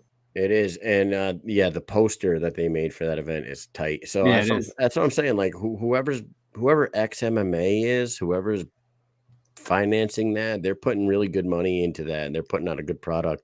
And the lineup of fighters that they have on the card there is very impressive. So good for him. I'm glad to see him get back in there, and to get back in there after a long layoff from the cage and return against a 2-time world champion like Daniel Straus. That's pretty badass. So we have our third guest in the waiting room right now. We're going to bring him in 1 second. And you know what reminded me of our next guest is the colors for the Vice City, which I've come to grow fond of. The old pink and blue, like Vice City Broadway font type shit. Which our next guest has his some cool ass t-shirts that just dropped recently. I believe they just dropped recently. We have a picture of. We'll bring them on. We'll show you guys glow in the dark shit. So, without further ado, let's go ahead and bring in the boogeyman himself, Arnold Bomaye Adams, who is one half of the main event against Joey Beltran for the title that he once held, and he's looking to get back at BKFC New York. His name is Arnold Adams, and he is here. What is going on? There he is, the boogeyman himself. Oh, you see how he's covering his face there? He must be Patrol Man. Uh-oh. Got him. We have figured it out. We finally figured out who the fuck Patrol Man is. What's up, man? How are you? Good. How are you? What's going on? What's the word? What are we talking about? We're talking about all kinds of shit, man. We had Amber Fields on here a little earlier. We just had Keith Richardson on, and now we have a world champion. What's up? What was Amber talking about? She's talking about you, man, big time. There, buddy. Nice try. We were actually talking to her about everything because, a lot of people who watch it know bare knuckle because that's kind of what our show is. We cover a lot of bare knuckle stuff. So we kind of just talked to her about her life, what she does. We did talk about ring card girl stuff, but we talked about like the modeling and what she does outside of that. So it was actually pretty cool. Okay. Yeah. Yeah, she said she'll be up there in New York. She said she'd much rather have a cocktail with Mike and Mish than Arnold Adams, but whatever she wanted to say.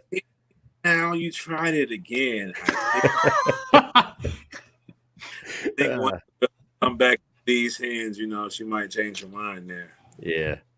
So what's good, man? You feeling tip top shape heading into New York? You look good. You look like you're very fit heading in there. No, I can fit some donuts in my mouth or something. I'm feeling great, man. I'm around 240 right now. Did a lot of cardio, a lot of different things than what I normally do. I don't say a lot of different things, but I did change one key element in this training camp, and I really noticed the difference when I made that change. So I'm feeling good, man. I'm ready to become a 2-time world champion again. What can I say? Did you change up your training and add more cardio because you see Joey himself all over social media with Britain doing all kinds of different shit now and looking thinner than fucking ever? I see it. No, not really. He's always been known for his cardio, right? When we fought the first time, that's all he talked about was his cardio. His cardio did nothing for him. I weighed probably 262, 260-ish, somewhere around there for that fight. I'm walking around at 240 right now. So he's talking about cardio. Cool. Run your cardio game. But, hey, run your cardio game. You tried to run that the first time we met in the ring, and it didn't quite work out for you. Yeah, man. Well, he has had a good run. You guys, I really do feel, and I'm not bullshit when I say this, like you two are the two best heavyweights of all time as far as right now goes in the BKFC, and whoever wins this will basically have that crown as the best there's been so far. You believe that yourself, right? Yeah, of course. I mean, I already feel like I'm the best. That fight, his defense against Marcel's not a heavyweight. He's an 85er. That's a lot of weight he put on to come fight at heavyweight. So, I feel like Marcel should have, I don't know, he could have did something. But then he fought fucking Sam Shoemaker. They gassed Shoemaker into being something that he really wasn't. That one knockout he had over Prindle blew him up and made him this celebrity, but there's no boxing ability there. There's nothing there. I don't know. I guess you could say he had a good run. That's fine. Whatever. Yeah. Do you think it weighs on him knowing that he lost the first match against you? Do you think that weighs on a fighter? Like, I would imagine that you got to think about that in the back of your mind. Like, oh man, I faced this guy before I lost. Like, you're thinking like, shit. No, it may not affect him because he's used. How many times has him and fucking Lopez fought? Shit, him and Tony Lopez, like 5 or 6 times. Yeah. That doesn't play in his mind. Then again, our particular fight may play into his mind because of how it went, and it was kind of one-sided. And there really was, he had no answer for me. He couldn't come in. He couldn't fight me from outside. When he tried to rush in, I shoved a jab in his mouth. Like, what do you do? So it probably does play in his mind. And I'm pretty sure him and his team, they're over there digging in the dirt, trying to scratch out plays, make plays on how they're going to beat me, or try to write their game plan together. Whatever. Y'all do what y'all do. I'll be waiting. I'll be ready. But it has been a while since you guys first fought, and I would imagine that you would consider yourself better now than you were then. Everybody's always evolving, and you've looked fantastic your last couple fights. So he's not really fighting the same Arnold Adams that he fought the first time. So game plan all you want. You know what I mean? It's like, and when push comes to shove, you guys are going to have a fist fight in New York. So he evolved in his 3 years here? Has he evolved? Yes. I honestly think that he's. Have you seen him level up in his performance? Aside, we know he's got cardio. That's a given. That's been his thing since the beginning of his fight career. Has he evolved in bare knuckle boxing since he fought me last? I would honestly say that his fight style hasn't changed at all, except like you just said, his body type has changed. He's cut some fat off. He's trimmed out. He's been working on his body type, but his fight style has never really changed. It's always been the same Joey Beltran every time. So. Do you think it's kind of like if it's not broke, don't fix it type of thing? Like, hey, this has been working every fight. Just outgun the opponent, and it's been working up to this point. Winning. He's been winning. That's definitely his thing. Because, most fighters, what do? Attack his head. What do? Bust their hands. What does he do? Rounds 3, 4, 5, he starts to pick it up and he gives you round 1 and 2. He'll give you those rounds. 3, he's going to start to open up. 4, he's going to start to tag you. 5, he's going to keep prepping you. He's never going to let you breathe in round 5. Mm-hmm. At least he tried that with me. Right, and he did that against Marcel, and I, like you said, Marcel he weighed in at 214 pounds, I believe, for that fight, if I remember correctly. And like you said, he was not in a weight class that he even belonged in.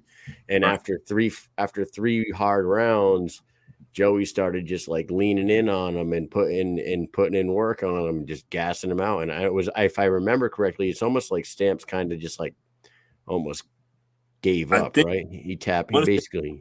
I think he broke his right hand or his left hand. He broke one of his hands, and once that happened, it broke him mentally. Oh, okay. I don't remember him breaking his hand. It was a while ago. So I just remember him being massively outsized against Joey. And then, like you just said, exactly what you just said, in the later rounds, he was just putting putting his weight into it. He was pushing him against the ropes. He's shoving them all around the ring, and Marcel just seemed to give up. Everything that breaks a fighter's spirit. Not giving him a chance to breathe and get set how he wants to get set and see what's coming. It's just constantly something. Whether he's leaning on them or he's ripping punches, even if they're not powerful, it's just the fact that he's constantly getting hit. He doesn't have a chance to get his mind in order and really focus on what's going on. That's his game. Josh Burns says he broke both hands. He's in the comments. He said he broke both his hands. Knew of one. Exactly. Yeah, his hands were fucked. So that's rough. Yeah, and that broke him mentally. The first one, he instantly just got loading up with the other one, and then fucked it up even worse. Instead of just trying to stick and move. Like, you're an athlete. Why are you in here trying to slug with someone that's naturally 40 pounds heavier than you, 30 pounds heavier than you? Be smart. Yeah, that fight, Beltran was 253. Stamps was 216 and a quarter. What? And on that, Marcel, you put this weight on to make it. So now you're fighting that weight that you're not used to. Yeah. That's wild. So if he beat him, what was going to happen next? If Marcel won? If Marcel, he's going to fight you? He's going to fight you? He's going to fight Josh Burns? He's going to fight these fucking monsters? Yeah. I don't know. I don't even know. Like you just said, I don't know what the thought behind making that fight was, because the size difference was so outrageous. You're right. If he was to win, what's he gonna do? I think it was a numbers thing. Yeah, because the fight in Mississippi, correct? The Coliseum. Was it the Coliseum in Mississippi? I think it was. Yeah, it was in Biloxi. I'm not sure. Tony's Pizza Event Center, Salina. No. Yeah, this might be wrong on this the box rec. That's where it has the fight, though. That's where it was? Tony's Pizza Event Center, Kansas. It was in Kansas? Yeah. Ooh. No. Yeah. Saturday 10th, October 2020. Yeah, that's what it has. Joey Beltran, Marcel Stamps, Kansas Athletic Commission. So it could be wrong. You know how these websites are, though. We've learned that the more and more we cover the sport, we find out like Tapology, which we used to look at all the time, is constantly wrong. Like, so I feel like it was in Biloxi. Nah, Scott Foley's saying it wasn't in Biloxi. Josh Burns saying it was in Kansas. So we're all fucked up. Mike's the only one reading it off the interwebs. Yes, it was in Kansas. All right. Hey, so like, what are your thoughts on the state of the heavyweight division right now? It's pretty impressive, right? You guys got Dylan Kleckler, you got Josh Burns, you got Alan Belcher's in there now. It's a pretty stout division, right? I feel like there needs to be more. There definitely needs to be more, I think, across the board. And there needs to be more heavyweights, because eventually we're going to get tired of fighting each other. More heavyweights. There's 6 heavyweights that we talk about. There's me, Burns, Beltran, Kleckler, Shoemaker. Yeah, Shoemaker's done. Frank Tate. Oh, Beltran. Tate, and right. Tate's like a ghost. It's almost like he doesn't want anything to do with all the extra shit. Just call him when you need a body. Couple of newer guys coming up, there. Oh, Bobo. Okay. Yeah, you got Bobo. You got Zach Kalmus, Nolan Smith. Who? This newer guy, new kid. I don't know. He hasn't fought yet, but he looks like a giant kid that could do some work. He's fighting on the card in New York against Zach Kalmus on the prelims there. Okay. All right. Cool. There's talks about Mark Hunt possibly coming over. Mark Hunt is the Samoan. What's his name? The Samoan. What the fuck is his nickname? But he's the walk-off knockout guy. For years in the UFC. I don't think it'll be a continuous thing. I think it'll be a super fight type of deal, like how Bigfoot and Nogueira. Who did Bigfoot fight? Rico Rodriguez. No. Gabriel Gonzaga. Gabriel Gonzaga. Yeah, that's right. Kind of like one of those things. He's going to call somebody out that he's been wanting to touch, and they're going to set it up and get it over with type thing. Well, Arnold, it might. You know what might happen? I can see him fighting Frank Mir. Whatever happened to Frank Mir fighting in probably the political side of the game. No, well, what happened was they announced that he signed with the BKFC and he was going to fight in the BKFC, but then he took that Triller fight and he boxed in Triller, and then he's never been spoken about again. He lost that fight in Triller, so I don't know if that dampened the fucking talks or whatever. They had a couple fights UFC. I could see them going at it bare knuckle, and that'll really piss Dana White off too. You know what? And you better not lose to Joey, because if Joey wins, he'll probably fight Tony Lopez for a 19th time. If I lose, Josh Burns wants Joey. Oh yeah, that's right. He seems to be in the hunt, according to his words and how he feels. He should be next. He's got his sights set. No, man, he looked like you know what, the big difference between Josh in that his last 2 fights, and he fought Frank Tate.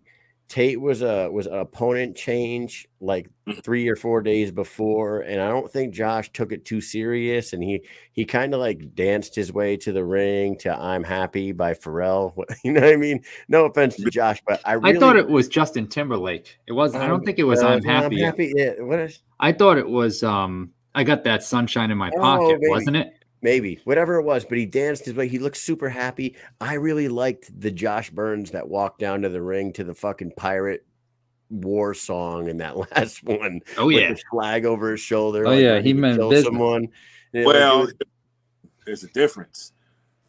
When he fought Sam Shu, when he saw Shu, there was a hatred there. Yeah, there was animosity there for sure. Energy there when they fought. That's why he came out and knocked him out the way he did. He had a different energy. He didn't have that energy when he fought Tate.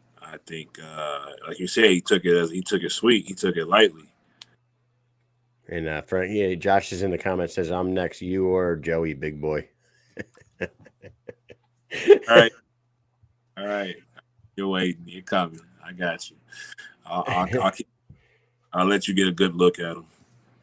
No, and I think that Josh would agree with what you just said and what we just said. Like, he was a different Josh Burns going into that Frank Tate fight than he usually is. And like him against Sorrow and him against Shoemaker, he looked like he was walking in there to take somebody's soul. Sorrow was another one of those bad blood situations. Yeah. Right. They said something disrespectful that rubbed him the wrong way, and he held on to it, which is what you're supposed to do. He did his signature move. I think it should be a signature move now. Like if you knock someone out, he's got to crouch down and get over them. Like that. He has to do it now. He does that signature move. That Stone Cold Steve Austin over Vince McMahon shit. If they make a BKFC game and he gets knocked out, he has to do that in the game. Right. Have to. And he has to, motherfucker, talk shit now. Yeah. So, that'd be dope. Oh man, yeah. I love the heavyweight division right now. Like you said, it does need more people, but like we always talk about on this show, and us and the fans of the sport always talk about. I mean, it's still pretty new. You know what I mean? They're still building the rosters, and they're starting to build the roster at a faster rate. So, hopefully by this time next year, there's 25, 30 heavyweights in that division instead of a dozen. You know what I mean? Gotcha. So I think to get there, the biggest thing, though, when these people get in here and they see what it's really about, they get scared. They don't want to come back, or they get a taste of it, and they're like, you know what? Nah, I'm good. That's not for me. I like fighting, but I don't know about the raw bone, and I'm good. What do you think? Everyone's not built. Yeah. What do you think of Bobo's last couple performances? Because Bobo looked like he was maybe slowing down and kind of get pushed off to the side when he got knocked out by Shoemaker and whatnot. But then he came out against Zach Kalmas, and Zach Kalmas was a debuter and an unknown, but he put on this bloody war with him, and then he came back out against who's the dude he just fought, man? Rumsey. He fought Rumsey and put on another fucking violent ass bloody war again. That's his style. He likes that, but I guess that's what the people like. The people like all that gladiator, blood, guts, and glory shit. Y'all can have. Oh, fuck. I'm going to sit here and let you give me brain damage. I'm good. Fuck. I'm good. Works for him. It excites the fans. It keeps them coming back. Couldn't be me. It's not your style. Nah, man. Keep it clean. He's a cerebral assassin, I got kids at home, and I'm a youth football coach, and sometimes, the kids look at me and they're like, "How you fighting?" The kids I deal with, they will talk shit. I can't go for it. Do you listen to a Rogan podcast at all? No, I don't. So they were talking. I can't remember who he was talking to, but I was listening a couple of days ago, and they were talking about fighters being cognizant of brain damage ahead of time, like saying, hey, in my career, I don't want to get hit too many times. I want to go in and avoid as many punches as possible and try to get out of the sport as unscathed as I can. And they started going in and talking about Floyd Mayweather and how good of a defensive boxer he is and trying not to get hit and also win the fight so that he, A, he's undefeated, B, he's rich, and C, he probably isn't going to have the brain issues that someone like Muhammad Ali or he's fine. He'll be 60 years old, still moving fine, still moving like everyone else. He hasn't taken and that same thing for me. I haven't taken nowhere near as much damage as some of these other fighters. Like Joey's been in fucking wars, bloodbaths, in UFC, Bellator, Strikeforce. He's got over 35 fights pro. He's been through some battles. Scott Farley says maybe he can still learn to read. He's talking about Floyd. You know, he's retired. He has time to get that hooked on fauna. He doesn't need to. He can have other people read to him. But they pays people to read. Like, what? Right. He's got the girls. What's his strip club called? The Girls Girl Collection. Girl Collection. He'll just go in there and have one of the girls read him a book, read him a story. Yeah, get a massage. Someone's feeding you, and someone reads you a book. I mean, shit. I don't really know if he can or can't read. I was in this gym for 2 years training. I think what it is, and I had a buddy like this. In private, they could read fine, but as soon as he gets in front of people or he's put on the spot to read, he gets the tongue-tied and can't pronounce basic words, and he gets nervous and starts sweating. It's like, damn, just read these fucking words. Let everybody hear you read. Stop thinking so much. I mean, like we used to pick on him though. Listen, as long as Floyd just needs to know how to read a check and sign his name. That's all he really needs to know. As long as he can count, that's pretty much all he cares about. Yeah, can't read, but he can do math like a motherfucker, man. I can add these digits up. I know where these commas supposed to go. Yeah. So, like, you were on Planet Hank last night with a friend of ours, Tony Loco Soto, who has the opposite style as you. Both GOAT Combat Agency guys, but Tony says he likes to stuff the jab with his forehead, and he was explaining this whole thing to me down in Birmingham, and he's like, "Nah, man," he's like, "I like to buckle the elbow by stuffing the jab with my forehead." I'm like, I think that's a Hispanic thing. That's what Joey's playing. That's how Joey. I'm like, you're crazy, man. Coming forward, and everyone's just tapping the crown of his head, breaking their knuckles, jamming their elbows. Yeah, we're in that bar down in Birmingham, and Tony's like, "Go ahead, throw a jab at me." And I'm like holding a drink in my hand, and I'm like, "I'm not gonna throw a jab at you." He goes, "Come on, man, I want to fucking show you. Throw a jab." And I'm like, "I am not throwing a jab at you in this bar." He goes, "Put your hand out like you're gonna throw a jab." So I put my hand out, and he jams his fucking head into my hand. He's like, "You feel your elbow buckle there?" I'm like, "Yeah, you crazy fuck." Thank you. That's crazy. Yeah. I mean, but everybody has their style. Let's see if he's 5 years from now, if he still has that same style after his head's been cracked a couple times. He's got a mind for 3 days to get rid of. But Tony's my boy. Yeah, Tony's a crazy son of a bitch. Loco Soto is a perfect name for him. Yeah. You spill the tea with him yet? No. He has he has his show called Tea Time with Tony, where he brings you on and then he asks you to talk about something that pisses you off. He calls it spilling the tea. Yeah. No. I'm sure you'll get there someday. So you being the top of the game, fighting for the title, do you pay attention to everybody? Did you watch the Alan Belcher debut against Tony Lopez? I did. What were your thoughts on that? I wasn't impressed. I will say that. No, I am not impressed by your performance. Yeah, I'm impressed. I mean, but they gave him who did he fight? He fought Tony Lopez. Why?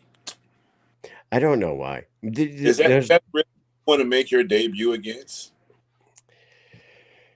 I think it's because they wanted to give him somebody that will not get knocked out, and if you know Tony Lopez, he will take damage like no other and stick around for 5 full rounds, taking damage the whole time. And that's why people love to watch him fight.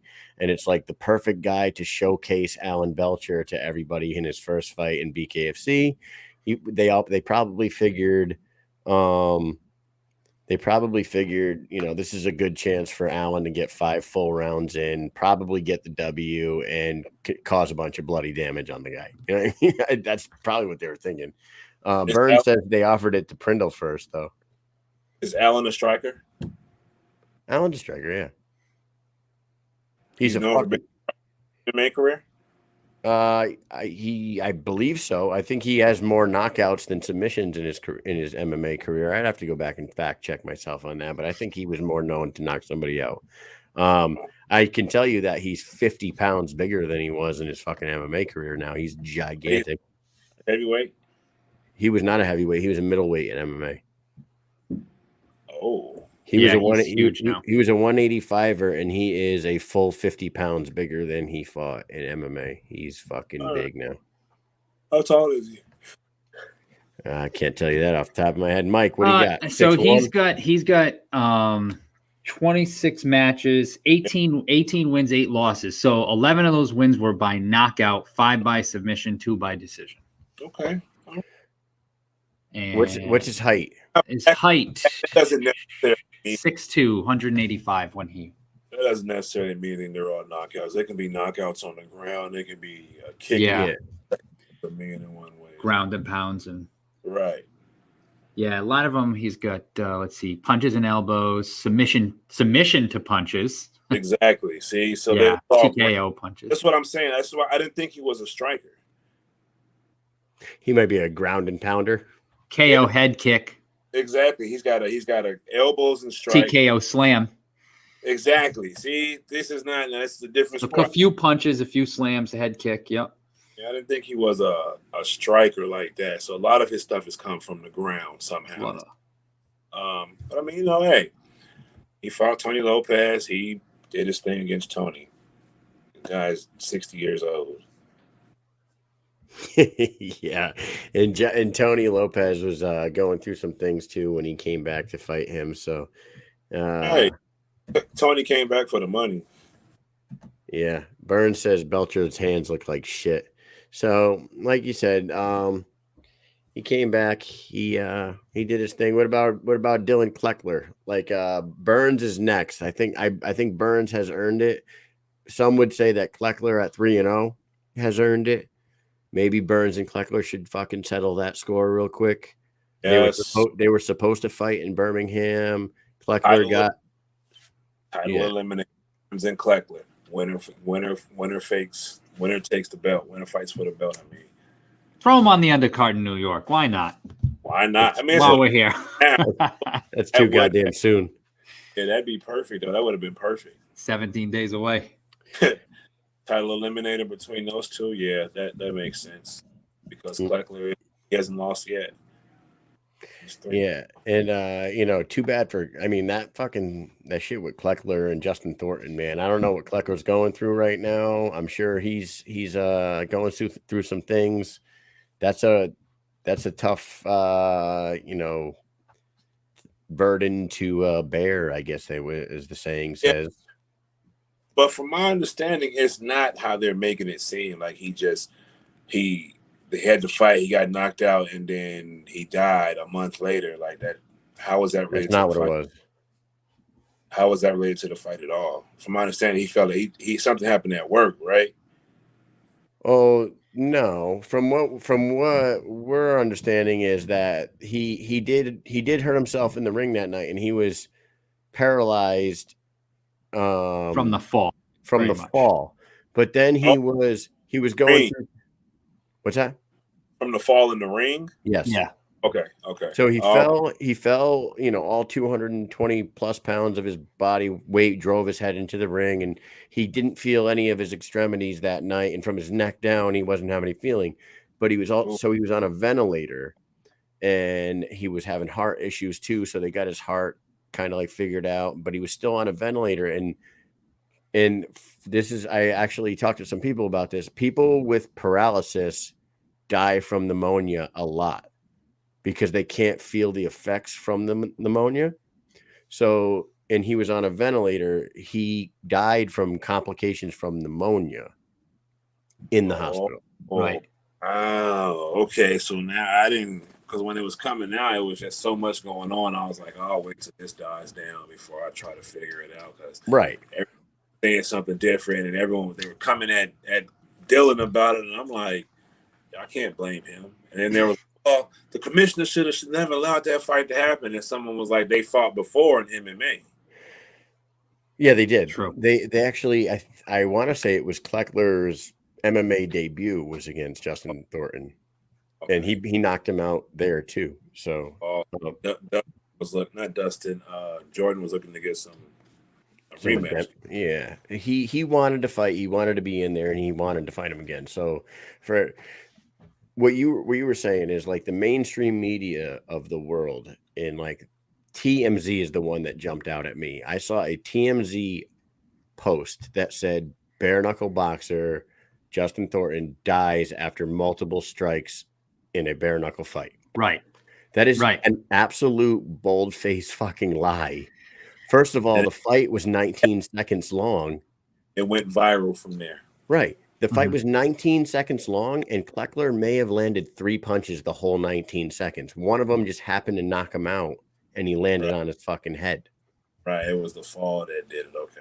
So it's for the know nothing people that are just scrolling through social media and they see and they follow TMZ and they're like scrolling down their timeline and they see this and they stop and read it.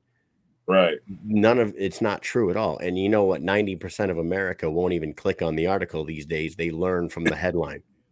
Run with it, yeah, for sure, for sure. They read the headline and they think they know what the fuck happened. So that's the problem with mainstream media these days. It's a fucking joke. But anyways, man, yeah, Burns is throwing all kinds of stuff in there for us. He's our guy on the street right now. Throw it down to Josh Burns. What do you got for us, Josh? Yeah, Josh is a fucking cool dude. So you know, you got a huge fight coming up. We can't wait to see it. Me and Mike will be in New York to see this live. We cannot wait to see it. We'll talk to you while you're up there. But we got a couple Halloween questions we're gonna ask you about real quick before you get on your way. All right. Here we go. We asked the other two. What's your all-time favorite Halloween candy? What? All-time favorite Halloween candy. Favorite Halloween candy? Yeah. Like when you were a kid and you were trick-or-treating, what was the one that you fucking hope you pull out of that pillowcase first? Reese's. Dude, that's all three people tonight said Reese's. Like, to this day, I still buy Reese's. Like I just went and bought, they had some football ones. I had a pumpkin one. Like I know. Dude, Reese's is the all-time king, man. I'm telling you, it's fucking awesome. And you know what? And I'm not gonna lie. When I'll take my kids to like 3 different neighborhoods around us. We'll load up their shit and empty it, and then go back out. I'll go through there. Yeah, I'll go through there. I'll get all those Reese's pumpkins and fucking Reese's coming out. I think chocolate butter's coming out.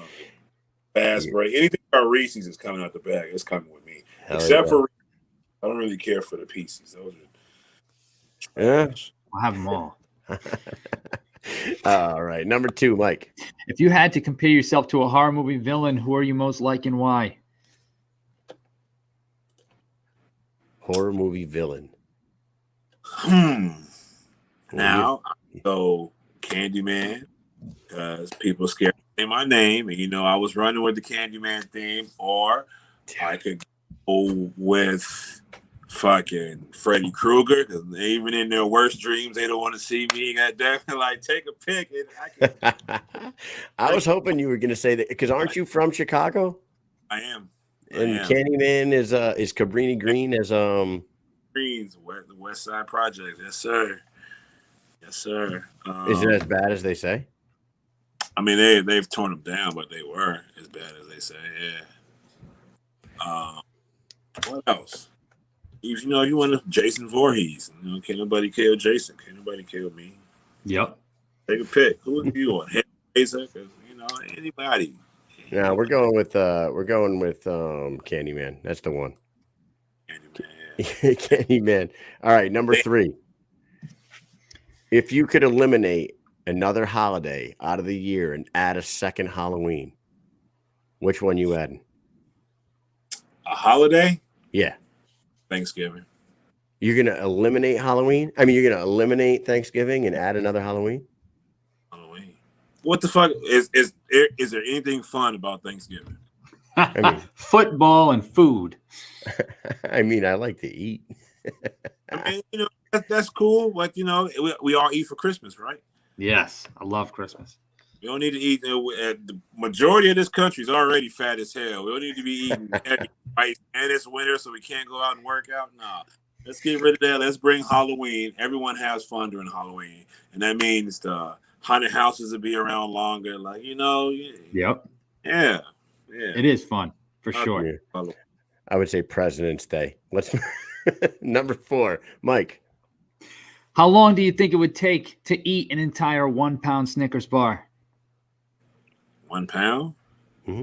Well, then, do I have something to drink with it? Can I have a glass of milk? Almond milk? Simply almond milk? Sure. Yeah, if I get a glass of milk, 1 pound, that's fucking hefty. I don't know. Couple minutes. Couple minutes? Minutes. God damn. I will say that it wouldn't take long. Hey, what was that? What was that you were just drinking? So this is it's a pumpkin spice coffee, but it's spiked. It's alcoholic. All right. Yeah. I got another one over here. Mike's a pumpkin spice. This right here. This is a bourbon caramel one. Yeah. It's spiked coffee. Good on the coffee. Not really a coffee guy. Arnold, I ate a 1 pound Snickers. It took me 45 minutes. How big is this fucking? Is it like this? Oh, it's way bigger than that. I will be posting a video. I told these guys I will be posting a time-lapse video of me eating this fucking 1 pound Snickers. The video is only like a minute and a half long, but it took me 45 minutes in real life, and it is fucking rough. And my gums, I'll tell you right now, eating a Snickers that's like 2 inches thick. All right, so yeah, I didn't. Oh, never mind. Then yeah, I think it was. All right, I'll take that a couple minutes back. All right. Would you rather be haunted by a spirit for 1 whole year or abducted by aliens for 48 hours? Oh, shit, son.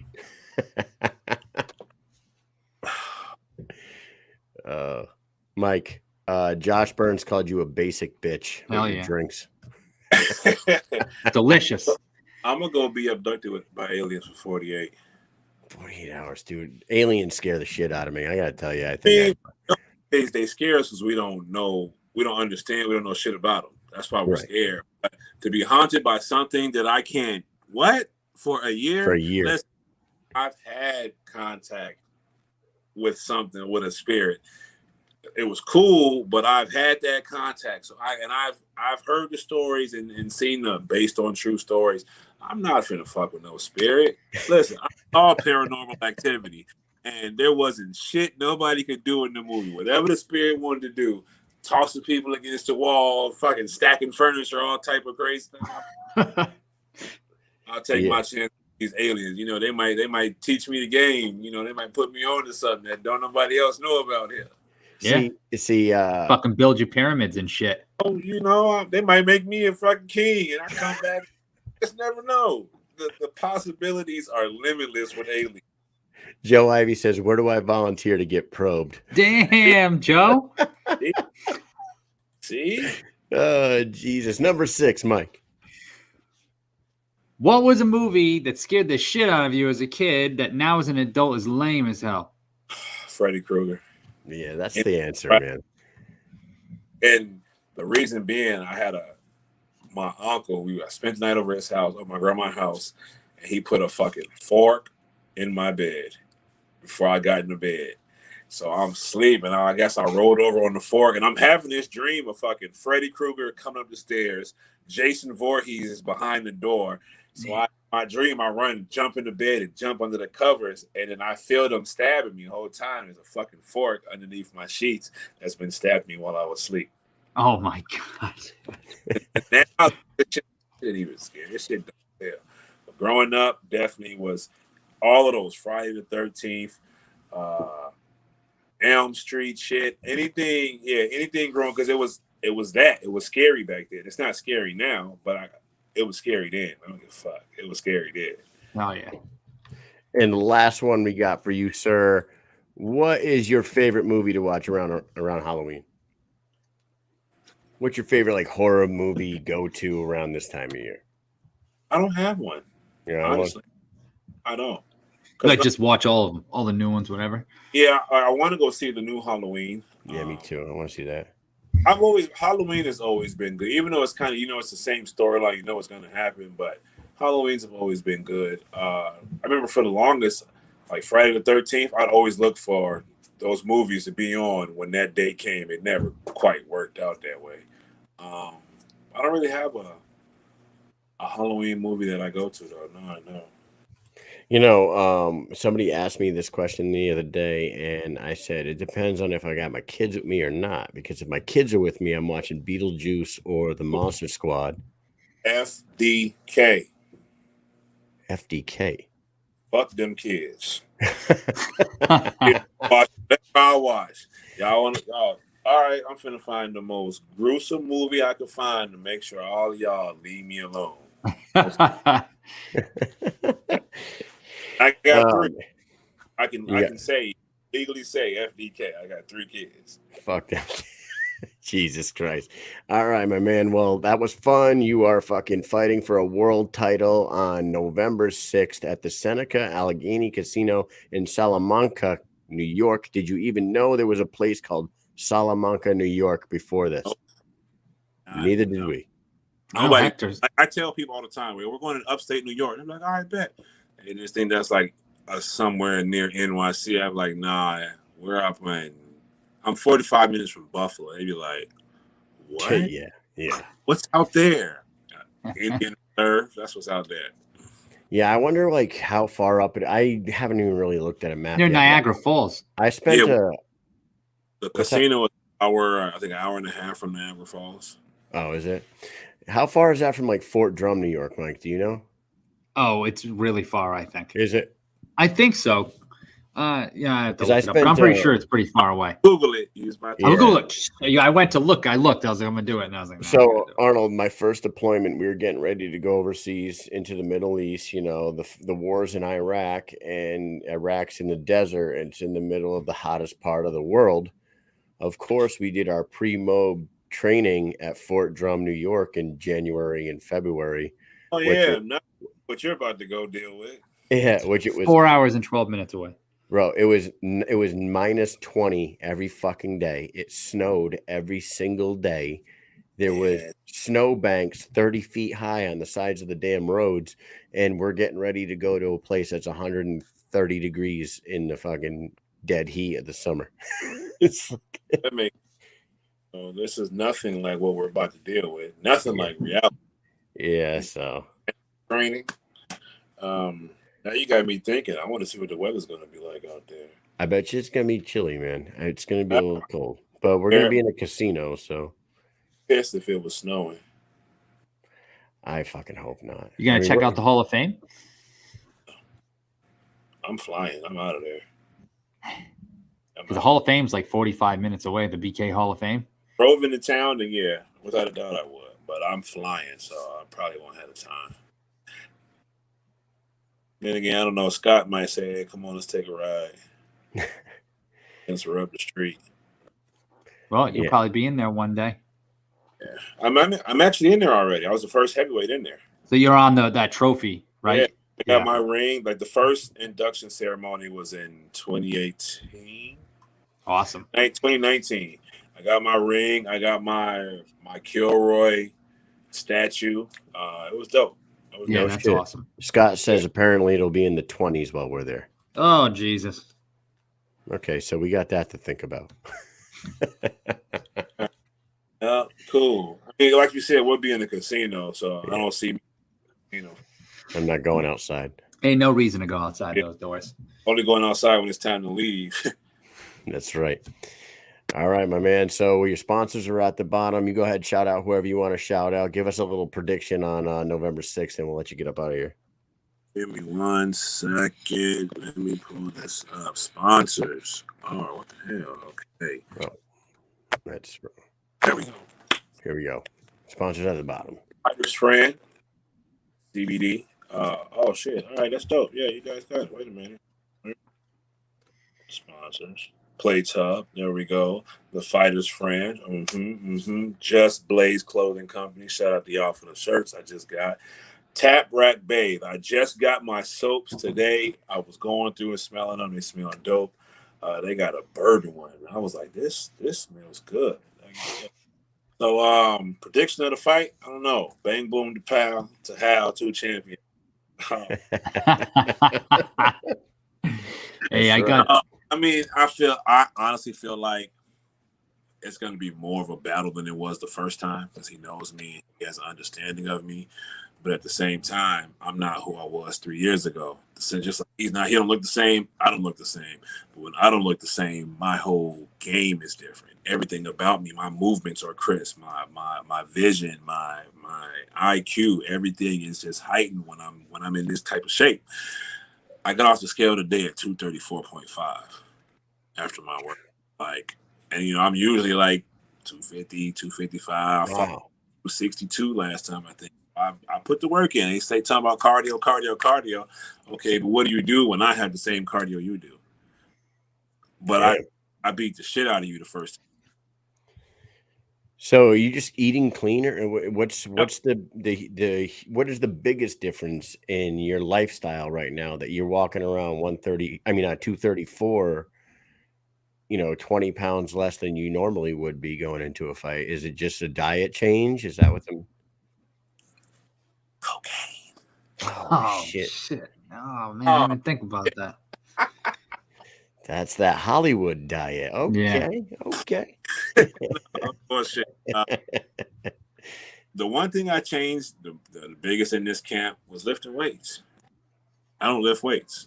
I lifted weights this entire camp. Once you got Joey Beltran, I started lifting weights. I'll lift. No kidding. But when I do my lifts are completely different than, say, that of Josh Burns or that of Hector Lombard. I don't lift heavy at all. I have no desire to go over 2 plates. I have no reason to. Maybe 3 plates if I'm doing my legs, but for the most part, 2 plates is my limit. Why? I will never need that much strength. You just rep it out. There's no reason for me to be benching 400 pounds, squatting 700 pounds. For what? I'm not offensive lineman, defensive lineman. I'm not shedding no blocks. No, I'm throwing punches. I need crisp, long punches.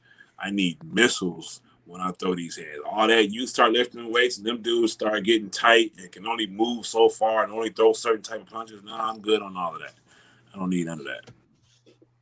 I mean, it's like, and he's kind of in the news for being a complete fucking moron right now, but Conor McGregor has been saying precision beats power and timing beats speed. That he's been saying that since his whole fucking career started. I don't know if he made that thing up or he took it from somebody else, but that makes a lot of sense, especially in the bare knuckle game, man. Precision and timing. You can be strong as an ox and raw, constantly throwing all these punches. But if you're looping punches and you're swinging on wild, what the fuck? And I'm straight down the pipe. Every time you open up, you're eating one down the pipe, and it's throwing off your game plan. That's precision. That's timing. That lifting weights throws your timing off. It makes you tight. I remember I tried that. I lifted heavy, and then went to hit pads the next like a week later or something, and I felt retarded trying to punch. I mean, I say that, but I felt. You had the T-Rex arms. My trainer, Chris Ben Chavez out in Vegas, he was like, "What the fuck is going on? What's your problem?" I was like, man, I've been lifting and it feels weird right now. Like, yeah, cut it out. I don't have a reason to lift heavy at all. Yeah, you get that. How tall are you, Arnold? 6'3"? Yeah, when in 2008 deployment, I was training with this older guy. He was 6'2", 225, big giant dude, but his arms never went straight ever. Yep, I know somebody that now. His arms, he wants to start training with me and learn how to box, but his arms are like this. I was like, bro, they're half cocked all the time. Yeah. All day, just walk around like this. I said, bro, you got to start stretching. You got to get your arms loose. Right. I don't think he could straighten his arm if he wanted to. That's what I'm saying. If his life depended on it, he could not do it. If he was on Saw and it was like, when you have to straighten your arms, it'd be over. Screaming, trying to straighten his arms. Yeah, man. So a guy Jack Cock Diesel like that with his fucking arms crooked and T-Rex arms. You can't really throw a good precision jab like that. You have all the power in the world, but you have to land that power. Right. You have to figure out how you're going to make that power land. No, I prefer the long punches. But I do lift now though, and that's what got me. That's awesome, man. didn't expect you to say that lifting weights high. So you're saying high reps, low weight is what's got you.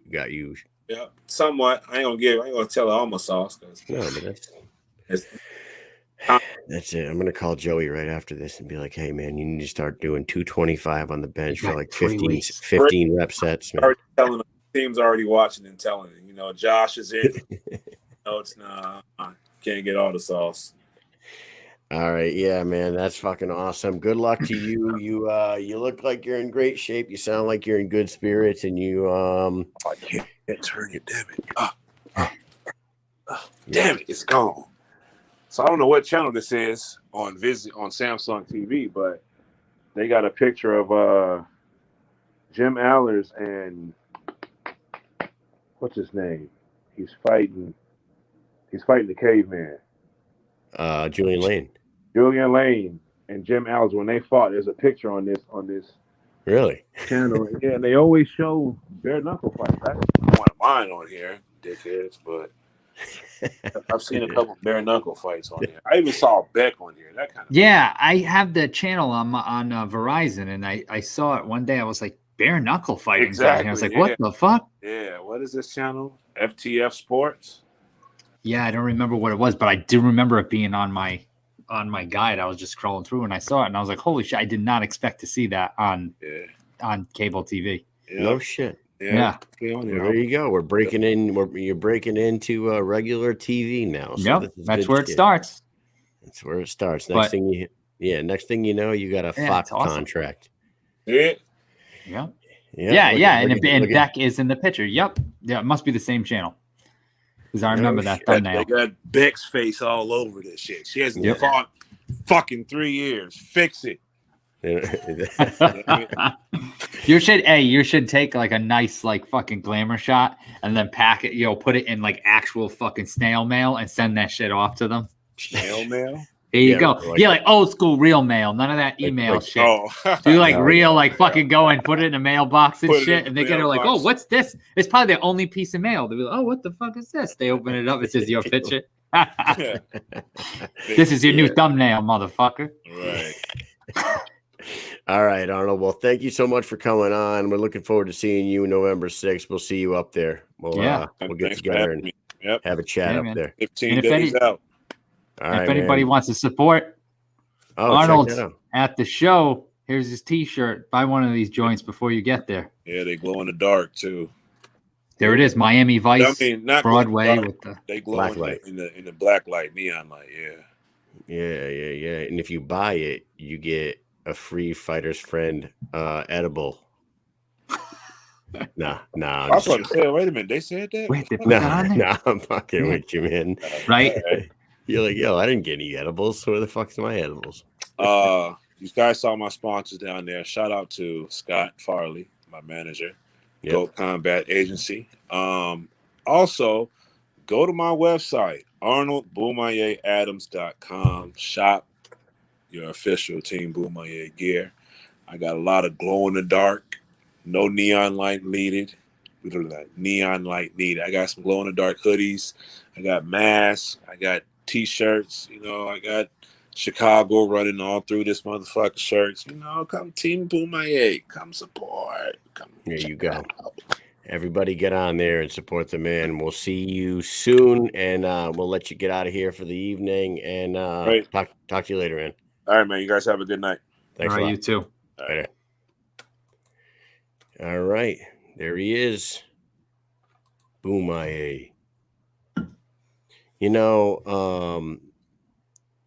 He's a cool motherfucker. Mm-hmm. He likes to fuck around and make jokes. And you can try to rile him up. And I don't think he can be riled up, man. I don't think so. I think he's like an even-keeled dude. He's kind of one of those guys. You know what I'm talking about? Yeah, he's one of those guys that are just even-keeled at all times until he has to fucking crack you. Yep. Just chilling. I wanted to talk to him about, WWF and shit like that, because he's got to be a fan, right? With his Jeff Jarrett strut that he did, back when I think he called it an ode to Ric Flair, but it was more. Ric Flair, yeah.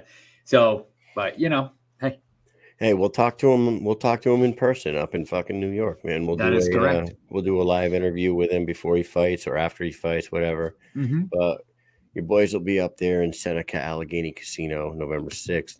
We have a show tomorrow night. Make sure you guys tune in. We have an actual. I didn't know there were a couple, Mike. I didn't either. I didn't know there were a couple until I booked it, and then I went. You know how when we do our research, we start stalking fucking social medias. I'm like, wait a second, they're together, and then I messaged her. I was like, you want to do a joint interview, you and Isaac together? And she said, yeah, I think that'll be fun because I'm socially awkward and so is he. And we really don't know how to talk to people. So tomorrow night, guys, Jessica Link, who will be fighting Charissa Sagala, and Isaac Doolittle, who will be fighting Jay Action Jackson this weekend, BKFC Wichita, October 23rd. So Jessica Link, Isaac Doolittle tomorrow night. The show starts at 9 o'clock.